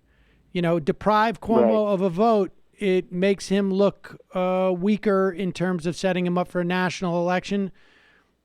You're also depriving the WFP of an opportunity to be on the ballot line, and I think there's a legitimate argument that they haven't been that effective, at least in the context of Cuomo. And that doesn't mean that they can't be more effective in the future, and that they haven't been on more local levels. So I don't know. Maybe you flip a coin. Well, this another reason. I don't think it's a slam dunk either way. Right, but here's the other reason too, though, because back in 2014, when he was running against everybody in the race anyway, he only got 52% of the vote in the general. So if there's new voters out there thinking, well, the same strategy of trying to get rid of his vote share so he doesn't have the ambition to go for president, then he may lose legitimately because there's so many new voters here in New York. I don't think he'll lose, but yeah, it's a tough call. It's a tough call. Yeah. Good luck with it. All right. Well, thank you, Sam, and thank you everybody there at the Majority Report, and left is best. There you go. Well done, Nick. Well done. You did a good job. This was fun. A frequent guest, friend of show, I would think Eddie Glaude, we could say. We've had him on over. He's been on the show. I think I probably had him probably on. At least yearly. Yeah, once or twice a year, at least. But for a decade, I think I've had him on. Was on Bill Maher's program, and Bill Maher, has a real problem with what's going on at college campuses. Incidentally, should also note that studies show that there's a lot more attack on left of center speech on campus than that of right of center. It's just that we hear more about the right of center because there's entire industries built up around it. I'm sure Bill Maher would speak out for professors that critique Israeli apartheid. Right. I have no doubt. I bet Right. he does it regularly. I remember when Professor Juan Cole was denied a position, I think it was at Brown or Yale, because of that. And Bill Maher spent, no time. Right. Okay. But here we go.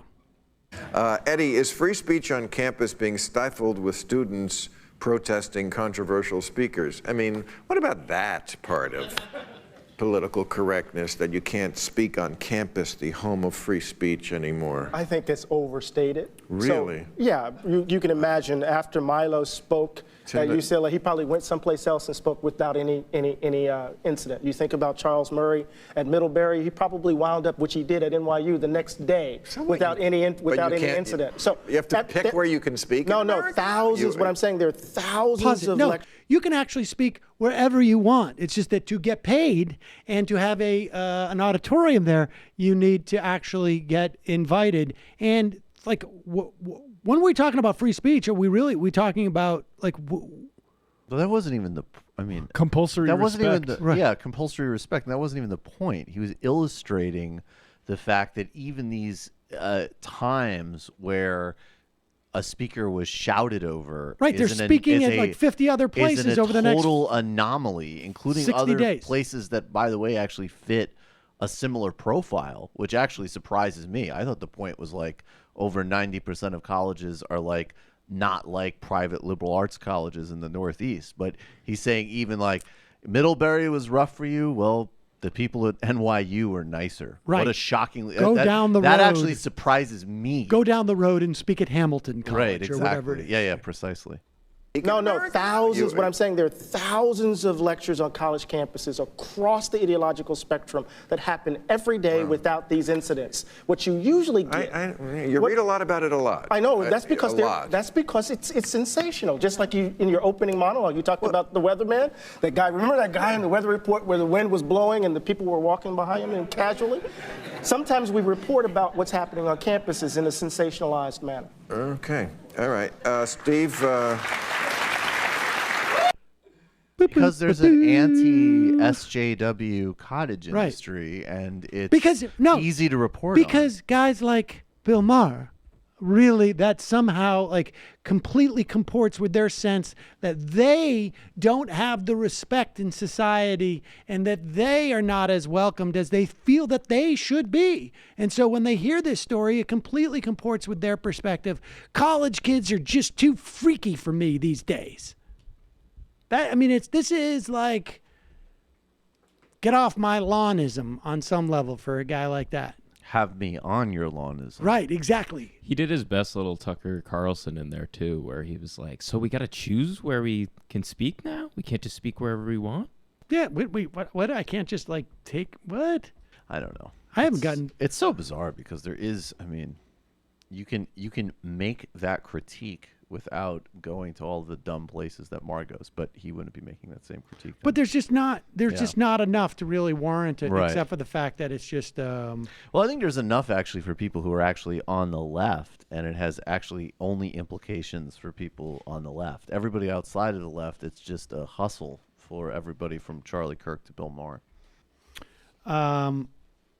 You know that Tucker Carlson can't go to any restaurants anymore. Meanwhile... Oh, wait. My impression, may I do it again? This is me with Tucker Carlson at a restaurant. Fuck you. Why did you say fuck you to me? I can't enjoy my meal. All right, now this is very upsetting to me because, as you know, I have agreed to debate Charlie Kirk. He is the leader, the president of Turning Points USA. Turning Points USA, of course, is the organization that funnels millions of dollars into college student government races so that a Republican reactionary wins. This is a legit organization just doing what everybody anticipates should happen with college and university elections. That is millions of dollars of outside money being poured in so that they can win it. And to hear something like this is very upsetting and surprising, because apparently the Miami New Times received messages. It's just very hard to find loyal people these days. That the Florida chapter at Florida International University, they had a chat group called TPUSA FIU, fun, on which they were told to avoid, let me quote here, just avoid saying the N-word and don't reference Richard Spencer too much, and don't. I like the pragmatism of that. Yeah. You're social restraint, guys. Yeah. And don't Jew hate just 'cause all the time. Right. In other words, listen, your Jew hate should have a reason, and it shouldn't happen all the time, because that gets boring. It should be like, let's have a thoughtful conversation about how Jews control the media, but don't always go on about how much you hate their Now, holidays. to be fair, when we all start our Slack groups or our Discord groups, that's one of the first things that we say. Don't forget, don't be openly racist. Don't Jew hate just 'cause. But there's also a little more. Now, I don't mind the sexual innuendo. But one member of the group posted a meme featuring a brown Pepe the Frog, which is, of course, the alt-right's mascot.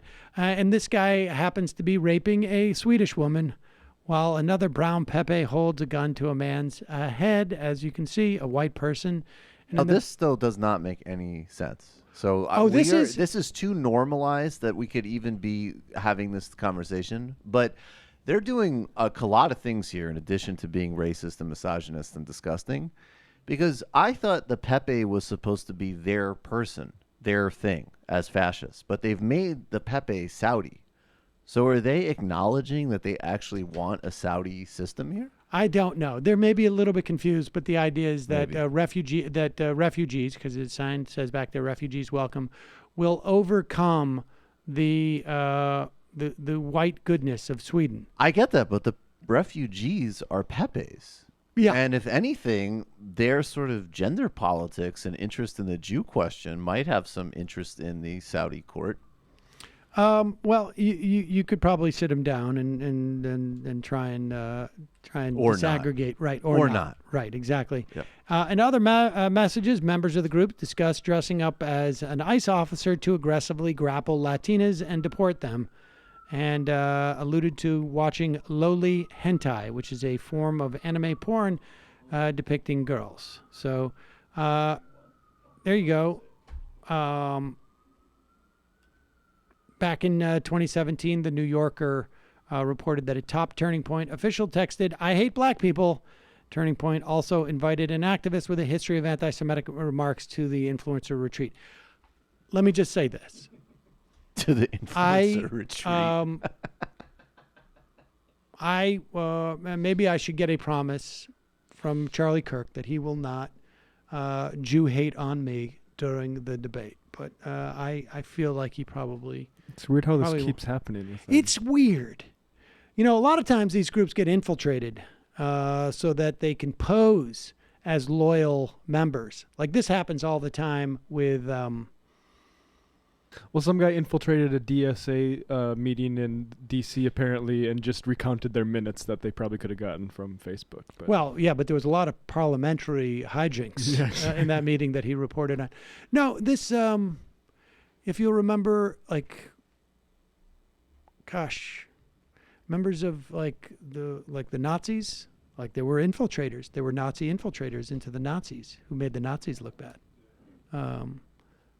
By the time we were totally infiltrated, we were committing genocide. You don't know who to trust. That was never the intention. We just merely wanted an environment in Germany where people could speak freely. Look, it's unfair to hold the whole group responsible for a few bad apples and leaders. Okay? I challenge anyone out there to form any type of conservative group and not have to run into some of that. Right. It's just a difficult thing to do. Right. So, because obviously most young people who have bizarre fixations about Western culture and weird sexual issues and otherwise, Michael, have no. I know any you're being kind of sarcastic. No, you're being totally sarcastic, but you're missing the point. They're like Newt Gingrich. I challenge anybody.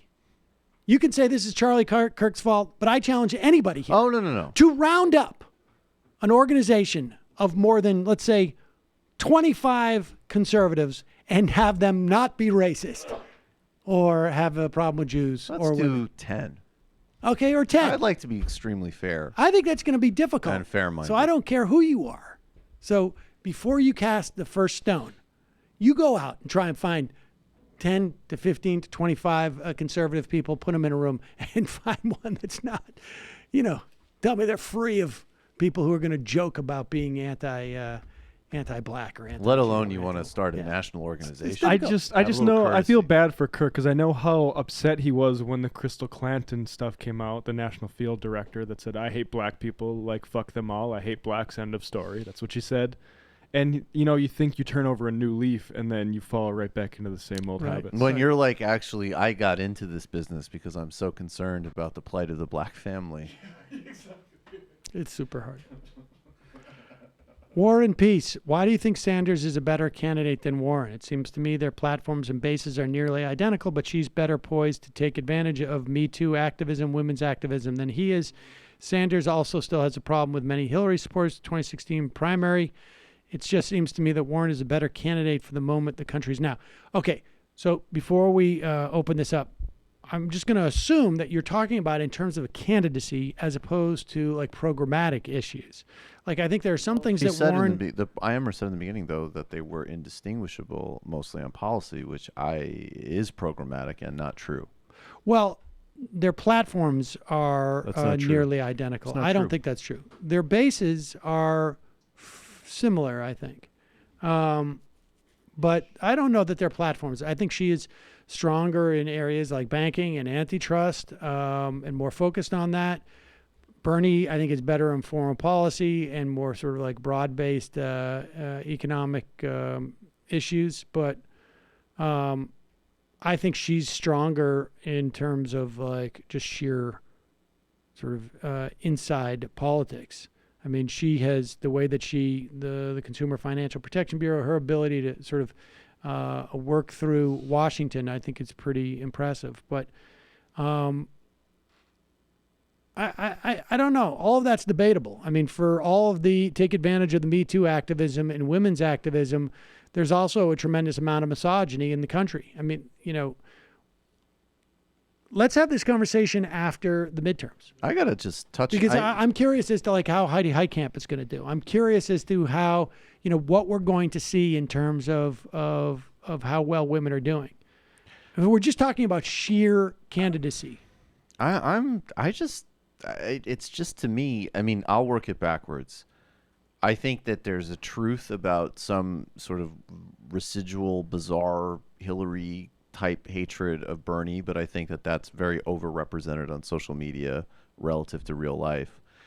And then I think it's conjecture. Like what we actually know is that Bernie's very popular and ran a race and has a base. We don't know. Warren could be better for the reasons you outlined. She also could totally fizzle out. We have a proven entity in Bernie.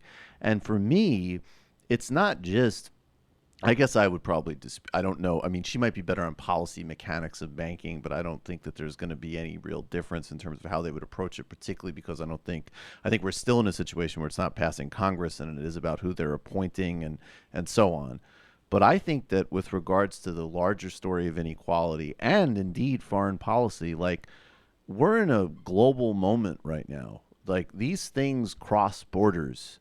And I want somebody who's just as serious about what's happening in Brazil. I want one of the only person in the Democratic caucus who voted to save the Iran deal. But you're getting off the candidacy. Well, no. She said programmatically they are not, and they are radically different programmatically. And Bernie already has a base. So I just think, I mean, wait and see. But hopefully, I don't want that test because I would hope they don't run at the same time.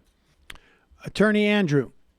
Coming with lots of stuff today. To follow up on Jeff from Jorba's comment, Chapo read from Charlie Kirk's book on their latest episode in the very first paragraph of his book about how famous about how famous are just breeding SJWs and not teaching young adults things like grammar. He recalls going into a campus where students said Charlie Kirk is a jerk. Charlie noted, good alliteration, guys. Good job at alliteration, guys. Yeah, Charlie Kirk doesn't know what alliteration is. He thinks it's rhyming.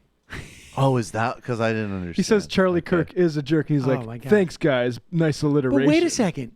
He wrote this in his book? In his book, in the first page. But is there no fucking editor to go, hey, Charlie, that's... I feel like there should be a documentary about people who edit conservative books for, like, publishers. It's not quite as bad, but I mean, remember the Reuben thing we played the other day? Well, there was the Milo book, too. Remember? There was the Milo book, and then there was Reuben But maybe- being, like, having maybe- on a teleprompter going, currently in our modern times.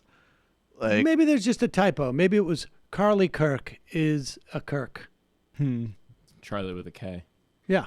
Some very abstract protesters. Carly Kirk is a Kirk. I like the way Candace Owen thinks. Last week, Ken Klippenstein reported that Ted Cruz's new national security advisor did PR work for Laurent Gbagbo of the Ivory Coast, Gbagbo, who is on trial at The Hague for using child soldiers, torture, rape, and mass executions. Look, everyone deserves a PR representative. I mean, I think that's Actually, the way our Constitution I have works. heard that. I have heard everybody gets a lawyer. I mean, look at Ted around his own kids. Elizabeth Warren's ad regarding her Native heritage seems to be blowing up in her face, at least on Twitter. Particularly Native communities are critical of the notion that Native ancestry can be determined by using usual DNA testing methods. I think that is a cross current that they did not anticipate. Did you see the Cherokee Nation statement on that? Yeah, Kim Talbers. I mean, I think that was not a good play. Jason Miller, who CNN fires after the court documents showed allegations of domestic violence and causing unwitting abortionists, sued Splinter News and Catherine Kruger personally for $100 million for reporting on these court documents. Yeah, well, I mean, I think it's an intimidation play. Mary Lou from Connecticut. Yeah, good afternoon, Sam. It gives me no pleasure to say this, but I want to thank MBS for chopping up that journalist. If his death gives Thomas Friedman pause before licking the taint of another Camel King, then the bloodshed is worth it. Thanks. Hey, that's What the fuck is that? I don't know. Comrie Carlson, hey Sam, when you see the Swanson Fortune Era this weekend, tell him about Blue Apron and a free exchange of frozen lasagna ideas. Oh yeah, and tell him F you for me. Thanks. Mitch from Houston, these corporate rating schemes just sound like elaborate wage theft. In some respects, militant apathy.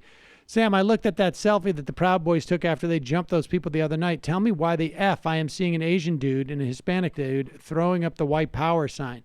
There was a piece about this in the Daily Beast by Arun Gupta, who's a great journalist, about how actually these groups, particularly the Proud Boys, do have some black guys and Asian guys in them. It turns out fascism isn't biologically determined. Right. Or racially Right. I determined. mean, I think that's sort of like that authoritarian fascist. Like, if you have a group that gives enough plausible deniability that this is a nationalist and not a racial project, then it will appeal to people who have an authoritarian mindset who, aren't white. I mean, it just says how racist the country is that there's that few of them, to be honest. That's the truth. And also look at look at that guy in Wisconsin, Sheriff Clark. Right. I mean, he's not as serious as Arpaio, but I mean, he is like the kind of killed somebody with dehydration. Yeah, I mean, that's the other like fascist prototype sheriff, and a literal use of that word. Sammy, last week caller asked about question 1 in the Massachusetts safe patient limits question. Michael said to vote the way of the unions, a yes vote, which I very much support. Since then, my dad, who works at a local hospital as a therapist, has told me that a lot of nurses are voting no out of fear that this will mean closing our hospital and other rural ones. I'm super confused and conflicted about it now. Sure of how to vote because I distrust hospital executives and administrations. I always support unions, but don't want a hospital to close. I know of a lot of other people confused. You know what? I know nothing about that question. Well, that's what I said is I know less than nothing, but my instinct on those issues is to follow the union vote.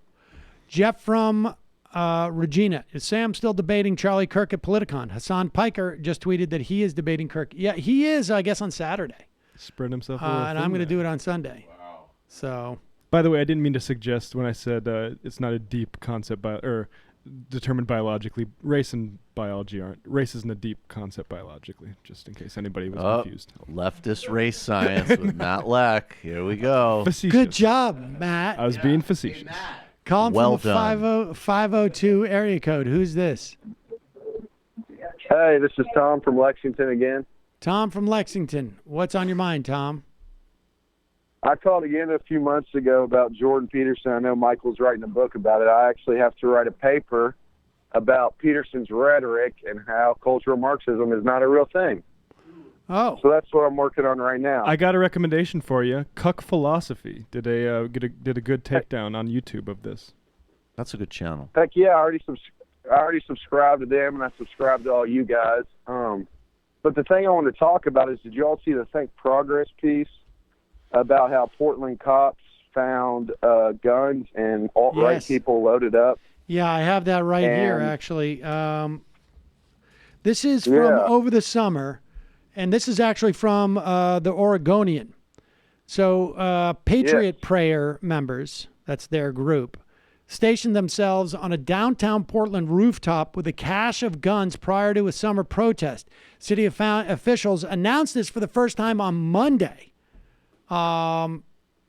which is apparently the first time that Mayor Ted Wheeler learned about it. This is pretty shocking that the cops obviously didn't share this with anybody. The Portland Police Bureau discovered individuals who positioned themselves on a rooftop parking structure in downtown Portland with a cache of firearms. They had the weapons included long guns. They and there was just a press conference. There were no arrests made because the protesters had not broken any laws and had licenses to carry concealed weapons. Asked why the public was not told of the incident sooner, Chief Danielle Outlaw said, "Hindsight is always perfect."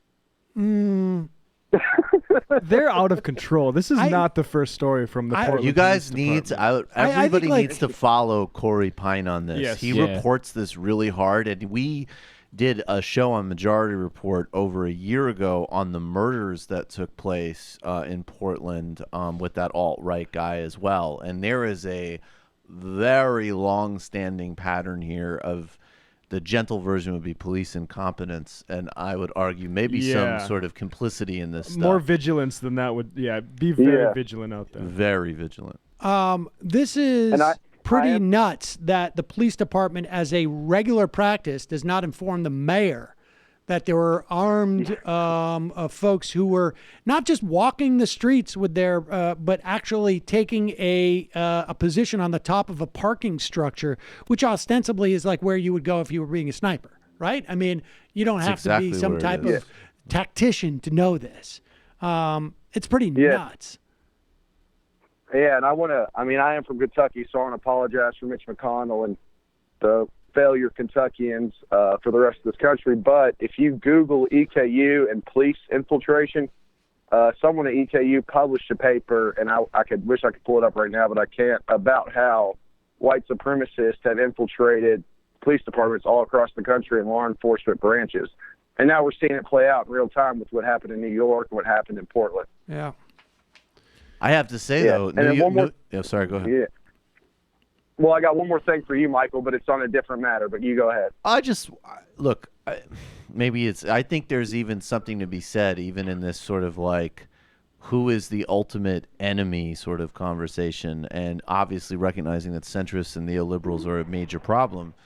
In New York, if you didn't have Cuomo, who is the worst, and de Blasio, who in some ways is frankly pretty bad, immediately come out and use their platforms like that, I don't think the NYPD would be going out and doing this and making sure that dynamic can play out in New York. And that's a perfect example of why those relative choices definitely matter. Matters, folks. I appreciate the call, Scott. The thing for Michael is, I don't know, T.I., the rapper, published a video today that insinuates him and Melania had sex in the Oval Office. T.I.'s and he great. says, I'm not Kanye. I loved it. I like T.I. Appreciate the call, Scott. Yes, so I think y'all have a good one. Thank you. Y'all LBJ didn't expect a crazy motherfucker like me. Calling from a 512 area code. Who's this? Where are you calling from? Hey, Sam. This is Jason from Austin, Texas. Jason from Austin. What's on your mind? Yeah, I just wanted to talk a little bit about Beto and what's going on in Texas.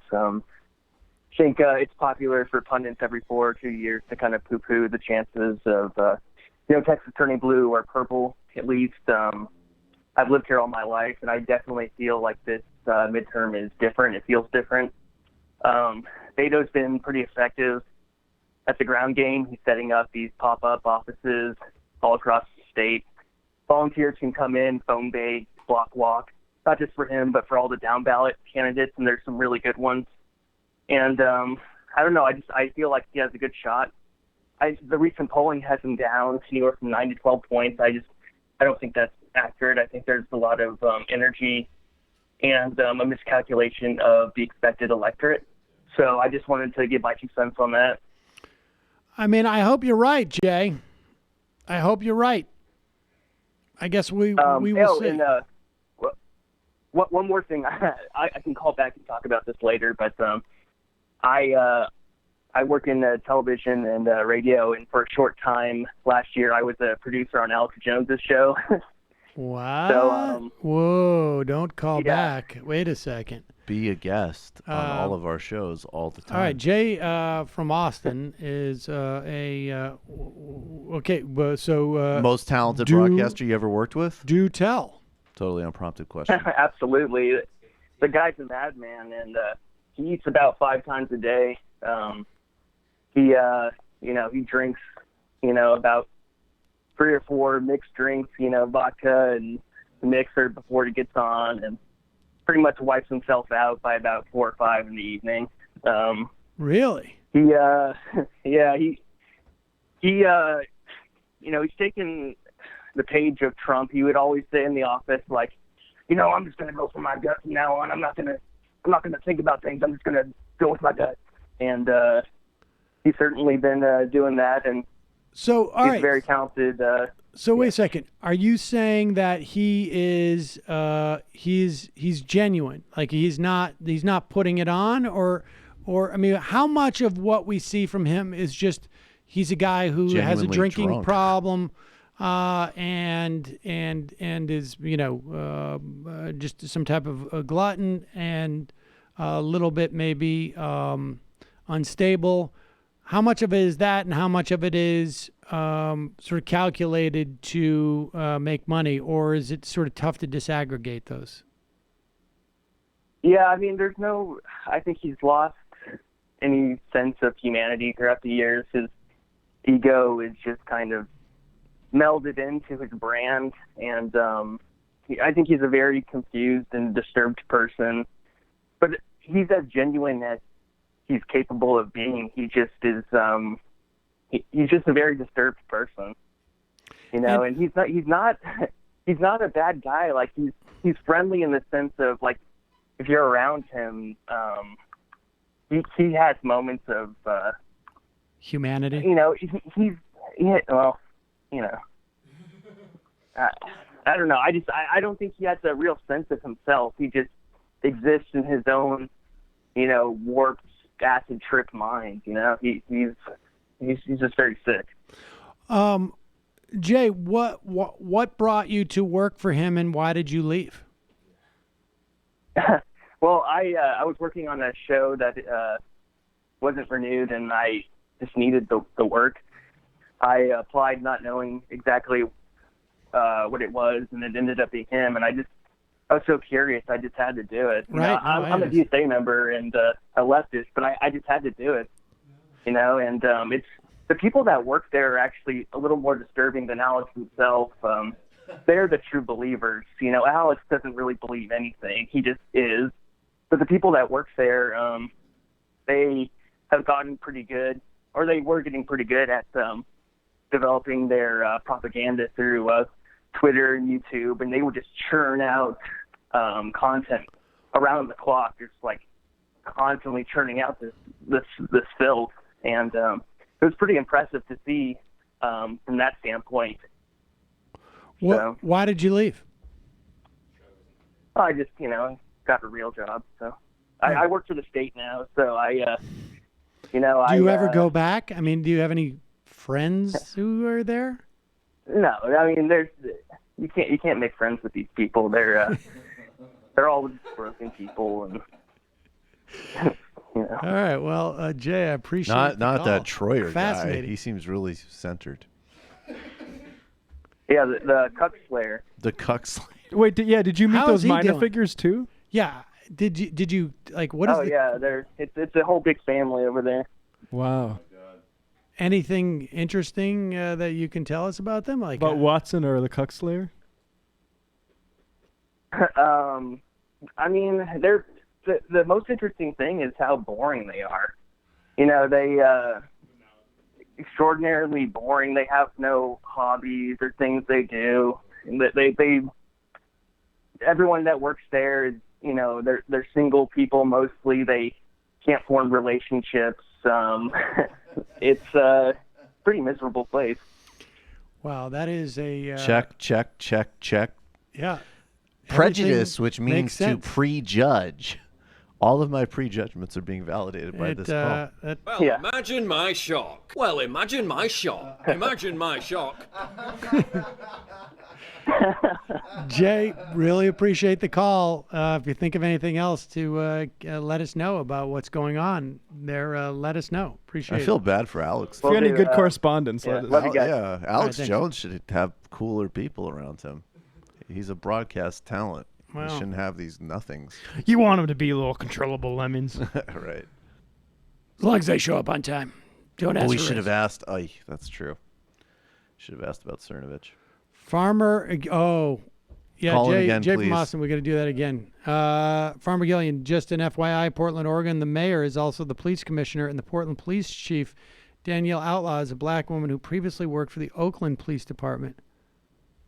Oakland Police Department, if you look into that story, there's some pretty deep corruption Yeah, there. there's a lot going on there. Classical conservative, Pompeo in Saudi Arabia to put the last touches on the story behind the assassination involving rogue elements in the government.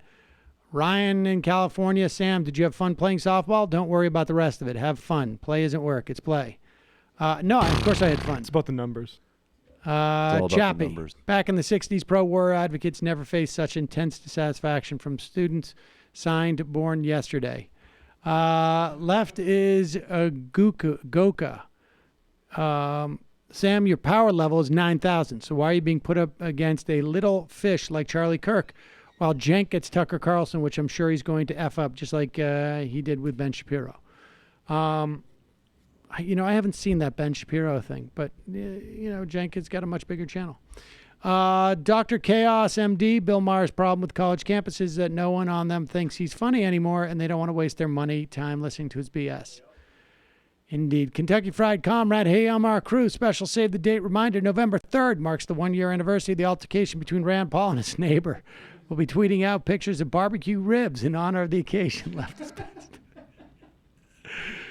Oh, God.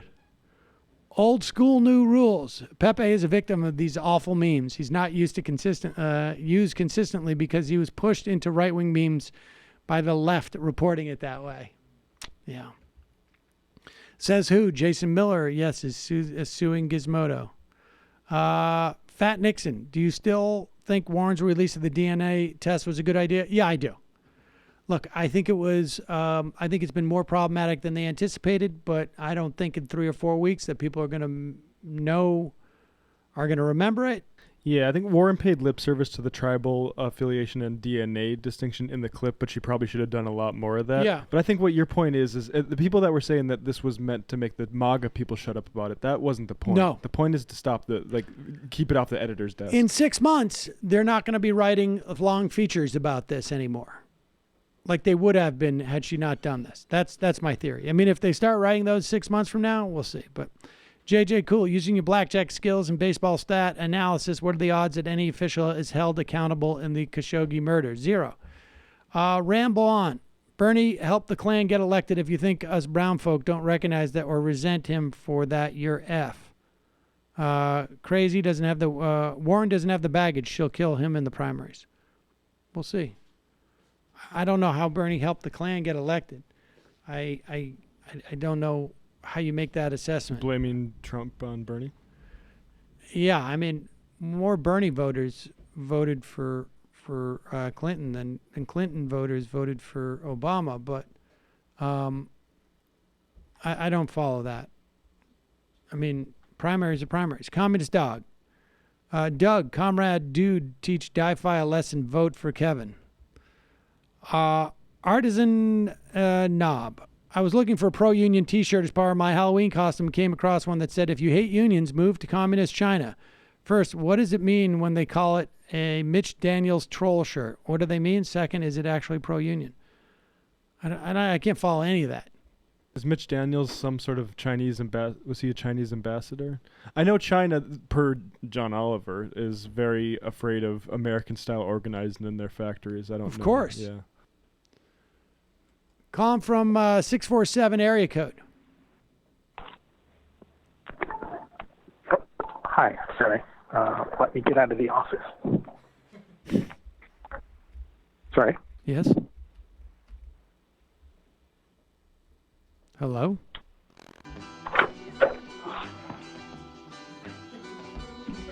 Hello? Can you hear me? Yeah? You out of the office? Hello? Hello? Hello? Hello?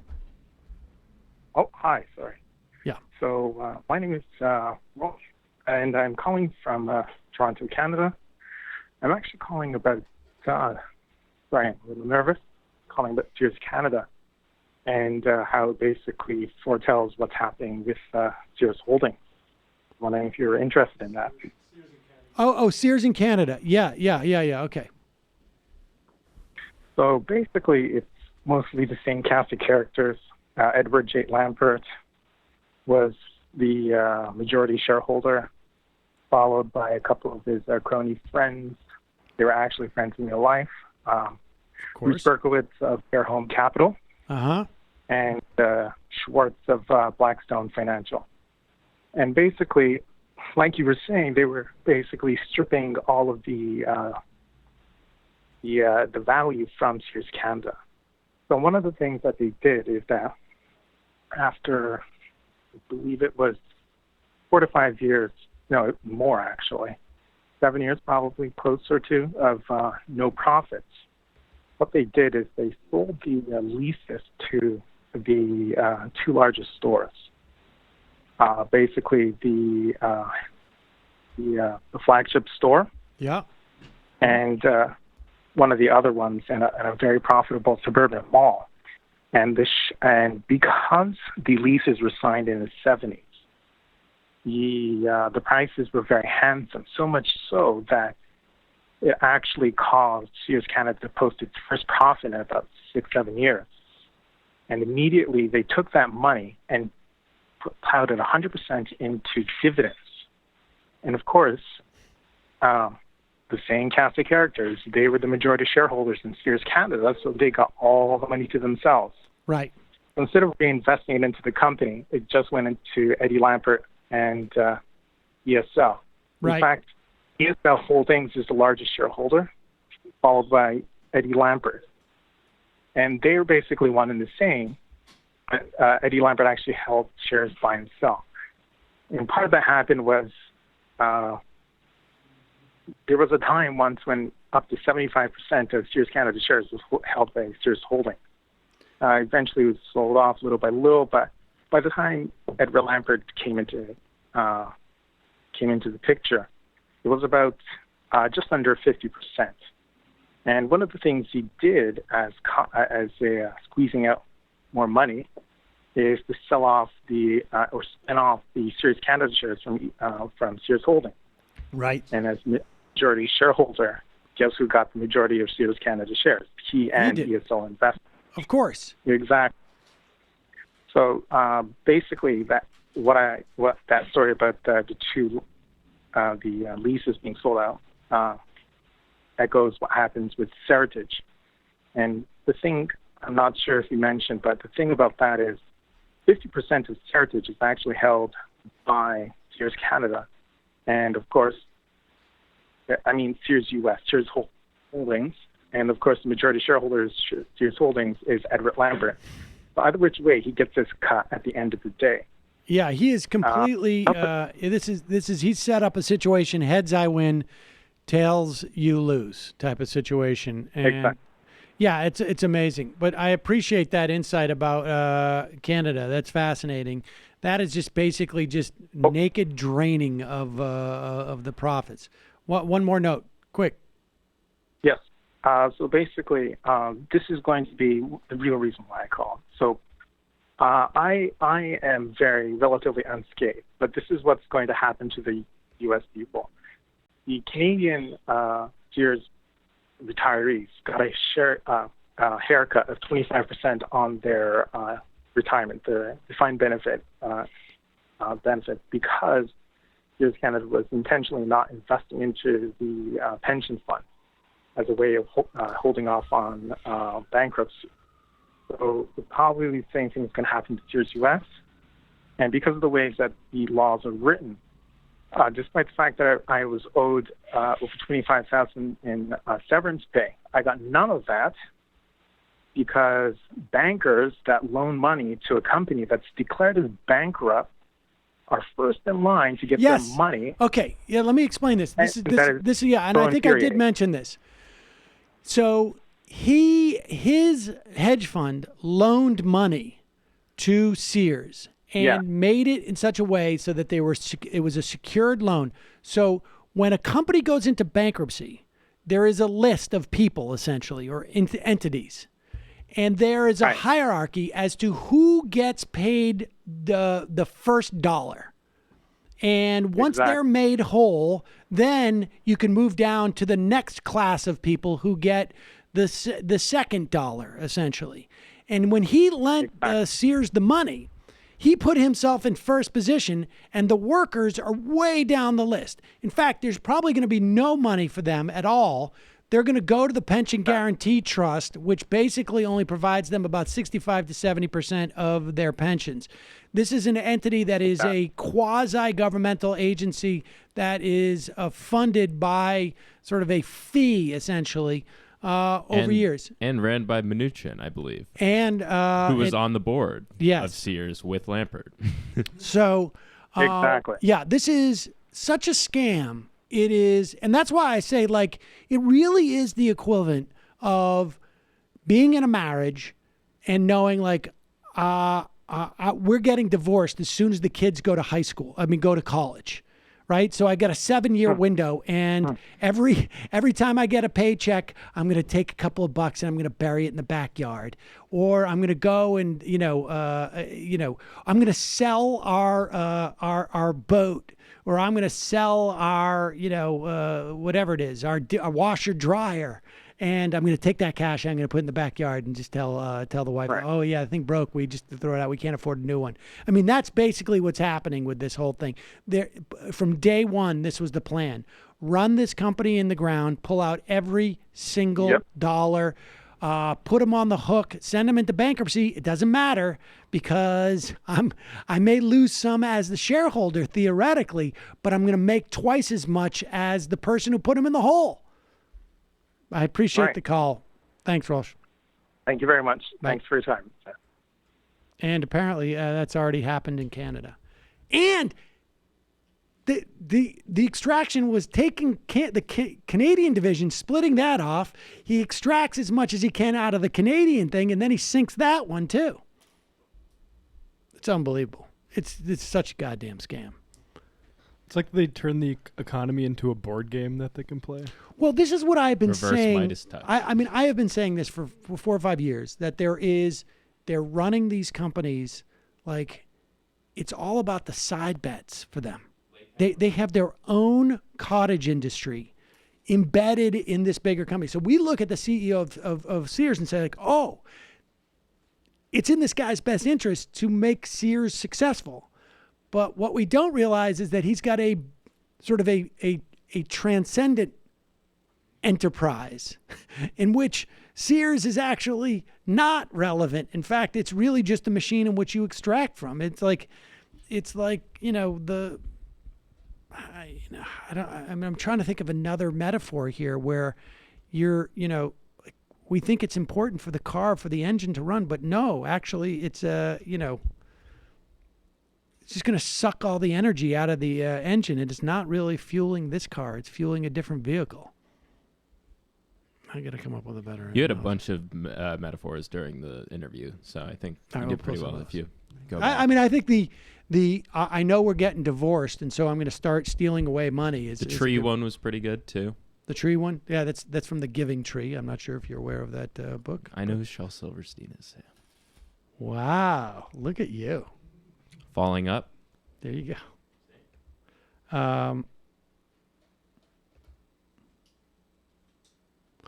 OMG. We got to have Andy Kindler on. Bill or Dennis? After years on the right, Dennis Miller wants to find comedy's middle ground. Wall Street Journal yesterday. Oh, my God.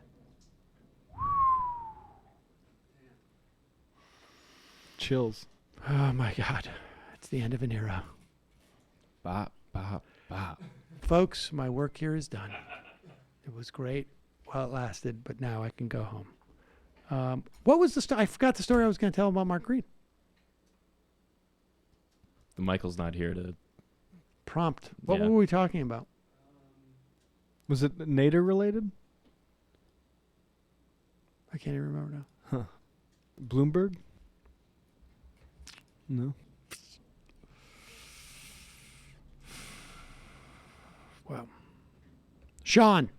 Sears' first strike on a slow spiral downward was taking the candy and nut stand out of the stores. The second was stopping the Wish Book, and final strike was when they separated the hardware from the main store. I was a big Wish Book kid. I'm a good at sex. You're bad at sex. Crystal Canton works for Ginny Thomas now, so there's that. Oh, my God. Producer Lauren, speaking to Native Americans, a reminder that some of the North Dakota residents affected by the SCOTUS punt last week live on the Standing Rock Reservation. Will any of the pipeline protesters like Mark Ruffalo and Shailene Woodley help natives get legit North Dakota IDs for Election Day? Left is best. That's a good question. Masshole. Why do you think the GOP keeps punching Warren specifically in ways that help her? They never talk about Harris or Gillibrand as arrogant or impolite. McConnell never shut Booker or Sanders down. Trump isn't campaigning against any other 2020 hopefuls for the most part. He never mentions Biden or Sanders or the two who poll well. Well, first off, he mentioned Biden the other day. He said he could beat him up. It's just that the real question is, do you think that Warren is the candidate they want? Is that a mistake? No, I don't. I think that is. I don't think anything of what you're saying is true. Let's put it that way. It's just the coverage pops more when it's Warren. And I'm not 100% sure why. And I don't think it's because they want to run against Warren as opposed to anybody else. Mr. Bush, thoughts on the possibility of Republicans reprising a Bush v. Gore style fight against blue election wave results now that they have Justice Booth on the SCOTUS? It's much harder to do it in localized elections, but who knows? All right, I'm going to take one more call. Calling from 781 area code. Who's this? Hi, I'm Mike from Massachusetts. Can you hear me? Yes, I can. Hello, Mike. What's going on? Well, first, I just wanted to remind people that I'm pretty sure the only reason Bill Maher even started pretending to be a liberal was because he got kicked out of the Conservative Asshole Commentators Association, short CACA, because of his 9/11 remarks. Right. Right? Like, I mean, look, his whole thing was politically incorrect, and he was pushing back on this,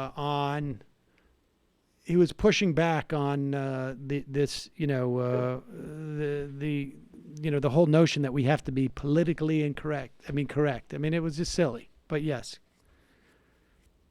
He was more libertarian, but yeah. And I just wanted to say one comment with regards to the whole, Warren, whether or not she'd be a good candidate. Now, obviously, Fox News and its ability to reach outside of the Republican base is somewhat diminishing, but what goes through my mind is there are basically 4 women that Fox News and right-wing media has attacked for years. It's Hillary Clinton, Nancy Pelosi, Michelle Obama, and then Elizabeth Warren. And I can't help if that sort of target practice means that they'll feel more prepared to attack her more if she were the nominee. I mean, I would imagine they are more practiced, but there's nothing compares to we had 25 years of people dredging up Hillary Clinton stuff, literally. I mean, literally, there was so much baggage there. And it's not her fault. It's just the reality of it, and I don't think it's the same thing as there with Warren. I just don't. All right. Well, thanks for taking my call. Have a good one. Thanks. You too. I mean, I think. I mean, it's conceivable there would be other people I'd be interested in outside of Warren and Sanders. I just don't know who they are at this moment. I like Merkley as well, but that again would be sort of a fallback position. We'll see. Okay, I know what it was with the green thing was, the idea of Amazon, it was just management. I think it was just talking about bad management, maybe? No. I can't remember. I honestly can't. All right. I'm going to take, that's it for calls. Forgive me, callers. Well, let's take one more call. This guy's been hanging on for a long time. Calling from a 954 area code. Who's this? Where are you calling from? Michael from Miami, and boy, are you hard to reach. Michael from Miami. How are you, dude, sir? Finding you is like trying to find, I don't know, what they call it, the Afikofen around the Jewish holidays. It's incredible. The Afikomen. Incredible. Afikomen. Yeah, Right. well, there you go. Well, So- we had a so lot listen. of calls today. Yeah. No, I know you're jammed for time, so I don't want to chew up a valuable space. But it's just been interesting down here. Obviously, you've been keeping track of everything. Yeah. The big item is obviously going to be the Gillum race, and unfortunately, I don't know if is North Dakota Matt still there? Yeah. Yep. Yeah, you can explain the Bradley effect to everybody around there as well. Sam already knows what it is. I'm afraid that's what we're looking at down here. That plus the fact that there's a strong Israeli contingent that's trying to make a push to get Gillum painted as, obviously anti-Israeli and anti-Jewish, and that may have a problem as well. But I have a funny feeling that even though the polls show Gillum up by one or at even, it's going to be very hard, extremely hard, to try to pull him over the finish line, given everything that we just talked about. There's a lot of people here who are very uncomfortable with the idea of a guy from Tallahassee who's been affiliated with, and we're still essentially a pink-purple state, that's what we are, that are going to be able to justify his policies, even though a lot of them make sense on a case-by-case basis. But it's a marketing and an image problem that they're going to run into. And this state has been drifting right for years now. You and I have been having this conversation. Well, the Bradley effect, actually, I think if you dig into it, is actually a myth. But well, he was going to win that race according to the LA Times polls, and then obviously there was a lot of people. The basic theory is people lie to pollsters. Right. That was the theory behind it. The whole premise as to whether it actually impacted on the California race is debatable, but there's no question that the scholarship showed that people were not being truthful with people when it came to running with people of color or considering people of color. I'm an Andrew Gillum fan. I voted for him in the primary. I think Gwen Graham would have probably won this race easily, which is for a lot of people who care about state government, and the people who are employed by people in state government would have made life much easier, okay, from a variety of reasons. Not to mention, Medicare expansion, contracts for businesses, a lot of other things which would have been helpful down here. Offshore drilling, the red tide problem that we have, but I'm sure you guys have heard about up there, although it's dissipating a little bit now. You got to think about that. People can't go to the beaches in Florida. Dude, do you know what that means to our economy? Yeah. Okay, and winter's coming. Now, normally this is a summer problem anyway, but you're talking about a huge impact, and not only that, it has a huge impact on the watermen and the fishermen. All right. Well, let me ask you, what's going on with Nelson? That's what I also want to know about. He's an empty suit. He's a well, loser. I know that, but he can't win. He can't win unless Gillum drags him across the finish line with some serious coattails. He cannot. He's a terrible campaigner, Sam. He's awful. Is he even campaigning? He's 70. He's terrible. He cannot formulate anything that isn't scripted, literally hand and foot for him. He isn't capable of extemporaneous speaking. Now, he happens to be running against the most corrupt governor in all 50 states, but that hasn't stopped, my brethren from electing this crook twice. Right. And with the amount of money that Scott has from his stolen Medicare, and you can go back and review all the transcripts and look at the deposition testimony. Everybody understands about 57,000 times he took the fifth. Right. But Bill Nelson is an awful candidate. He just cannot articulate his way out of a paper bag. I have heard So the only hope he has is if Gillum somehow gets out enough. And I have a 50-50 feeling on this. I do think that Andrew Gillum can put together a sort of mini Obama coalition and draw from votes from people who normally would not vote. And I think that's his only hope, to really just jam the turnout to such a degree that Nelson sweeps in under his coattails. Because as it stands right now, if you put a gun to my head, I'd say Gillum loses 51-49 and Nelson loses 52-48. That would be my guess right now. Well, but I hope I'm wrong. I hope you're wrong too. But we will get a better notion as we get a little bit closer. It's really. But he's such a bad campaigner. He's just Nelson. awful. I've heard horrible stories about for 6 months. Like he's a centrist. He's a lot of the things you guys don't like, and honestly. But even aside from, I'm talking aside from ideologically, I'm talking just about in terms of just sheer failure to ineptitude. Yeah, I'm just talking about best practices with the campaign. Pretty bad.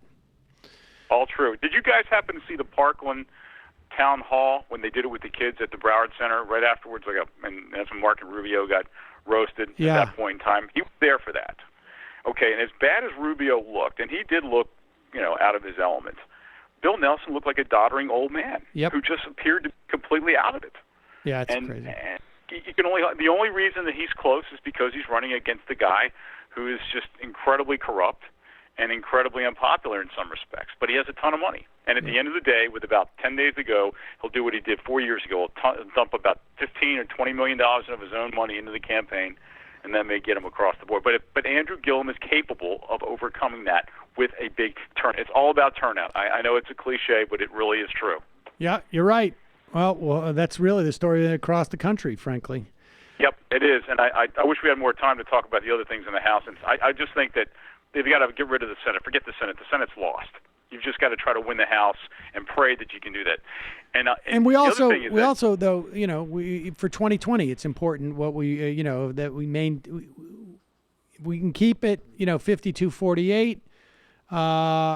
We're in good shape, I think, for 2020. I think so. By the way, you'll see a dearth. Now that Kavanaugh's been seated, you're going to see a dearth of Mueller stories. I think that ship has sailed. Now that he's got 5 votes in the Supreme Court, he can shut down any investigation. He can essentially I think as soon as the election is over, we're going to see some type of move to get rid of Mueller. We'll see. Yeah, I agree. It's going to be a combo deal. The other thing that's going to happen is the Supreme Court's now, and this is what really, I'd be curious what your legal scholars would have to say. You have a guy who usually covers the Supreme Court. He's pretty good from what I remember listening to you guys.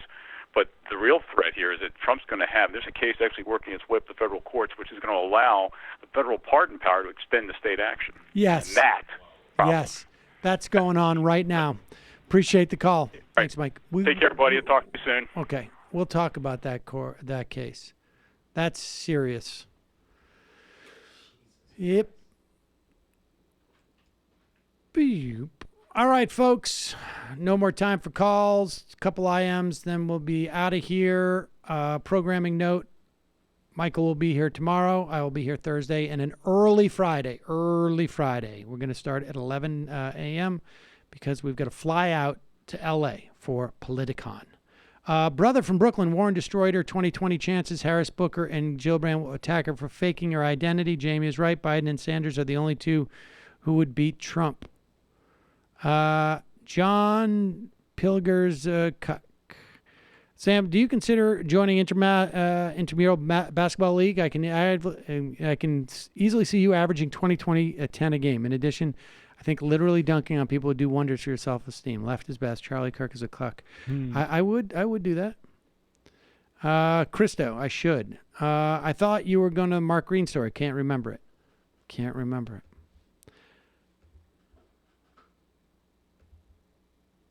French commie. Michael, thoughts on Macron's raids of Jean Mélenchon's house and party headquarters? Non-ironic lefty. I got to read that. I didn't read about that. Hey, with all this police complicity and white supremacy, what do you guys think about leveraging mayor and local politicians instead of leveraging only police for security, getting community defense when every gets to take part in securing their community? I think it's more effective to get the DOJ to do these type of things, but not in the time being. Danarchy. Minnesotans, if you're going to be at the Minneapolis Chapo Trap House late show and want to have an MR crew meetup, hit me on Twitter, DJ Danarchy. That's a good block right there. JB Upstate, has there been retaliation for the Proud Boys jumping those protesters Sunday night? They are no retaliation as far as I know. Fake Moon, I'm pretty sure Mitch Daniels was the Republican governor of Indiana. Also a good show. Herb Marcuso, Tom from Lexington again, forgot to add, vote for Amy McGrath. Madam Man Sam, the debate Bernie v. Warren is that Bernie is way stronger on both fronts of policy and electability. Like Michael said, Bernie has a proven track record. Yeah, look, I mean, I think that we're probably not going to have to make this decision. I think they're going to make this decision. I think. Maybe not. David. Dennis Miller. Smolder toxicity. The Atlantic reports that 80% of Americans across racial lines have a problem with political correctness. How does this fit into red piling of kids on YouTube? Yeah, that question I think is really weird because I just don't know what that means. But YouTube is a problem. And the final I am of the day, for F's sake. This is reading, I was sticking around for the Mike Green story. See you tomorrow. It might take all the strength I got to get to where I want, but I know somehow I'm gonna get there. I wasn't looking when I just got caught between the truth and the light bulb, but finding out won't make me feel any better. Yeah, I know the clock is ticking, but the meds are gonna kick in, and my pilot light shining bright. I guess somewhere the choice was made for the option where you don't get paid, for the road that bends before it finally breaks you. I guess somehow I lost my drive between the 101 and the 5. Do you know how far the detour takes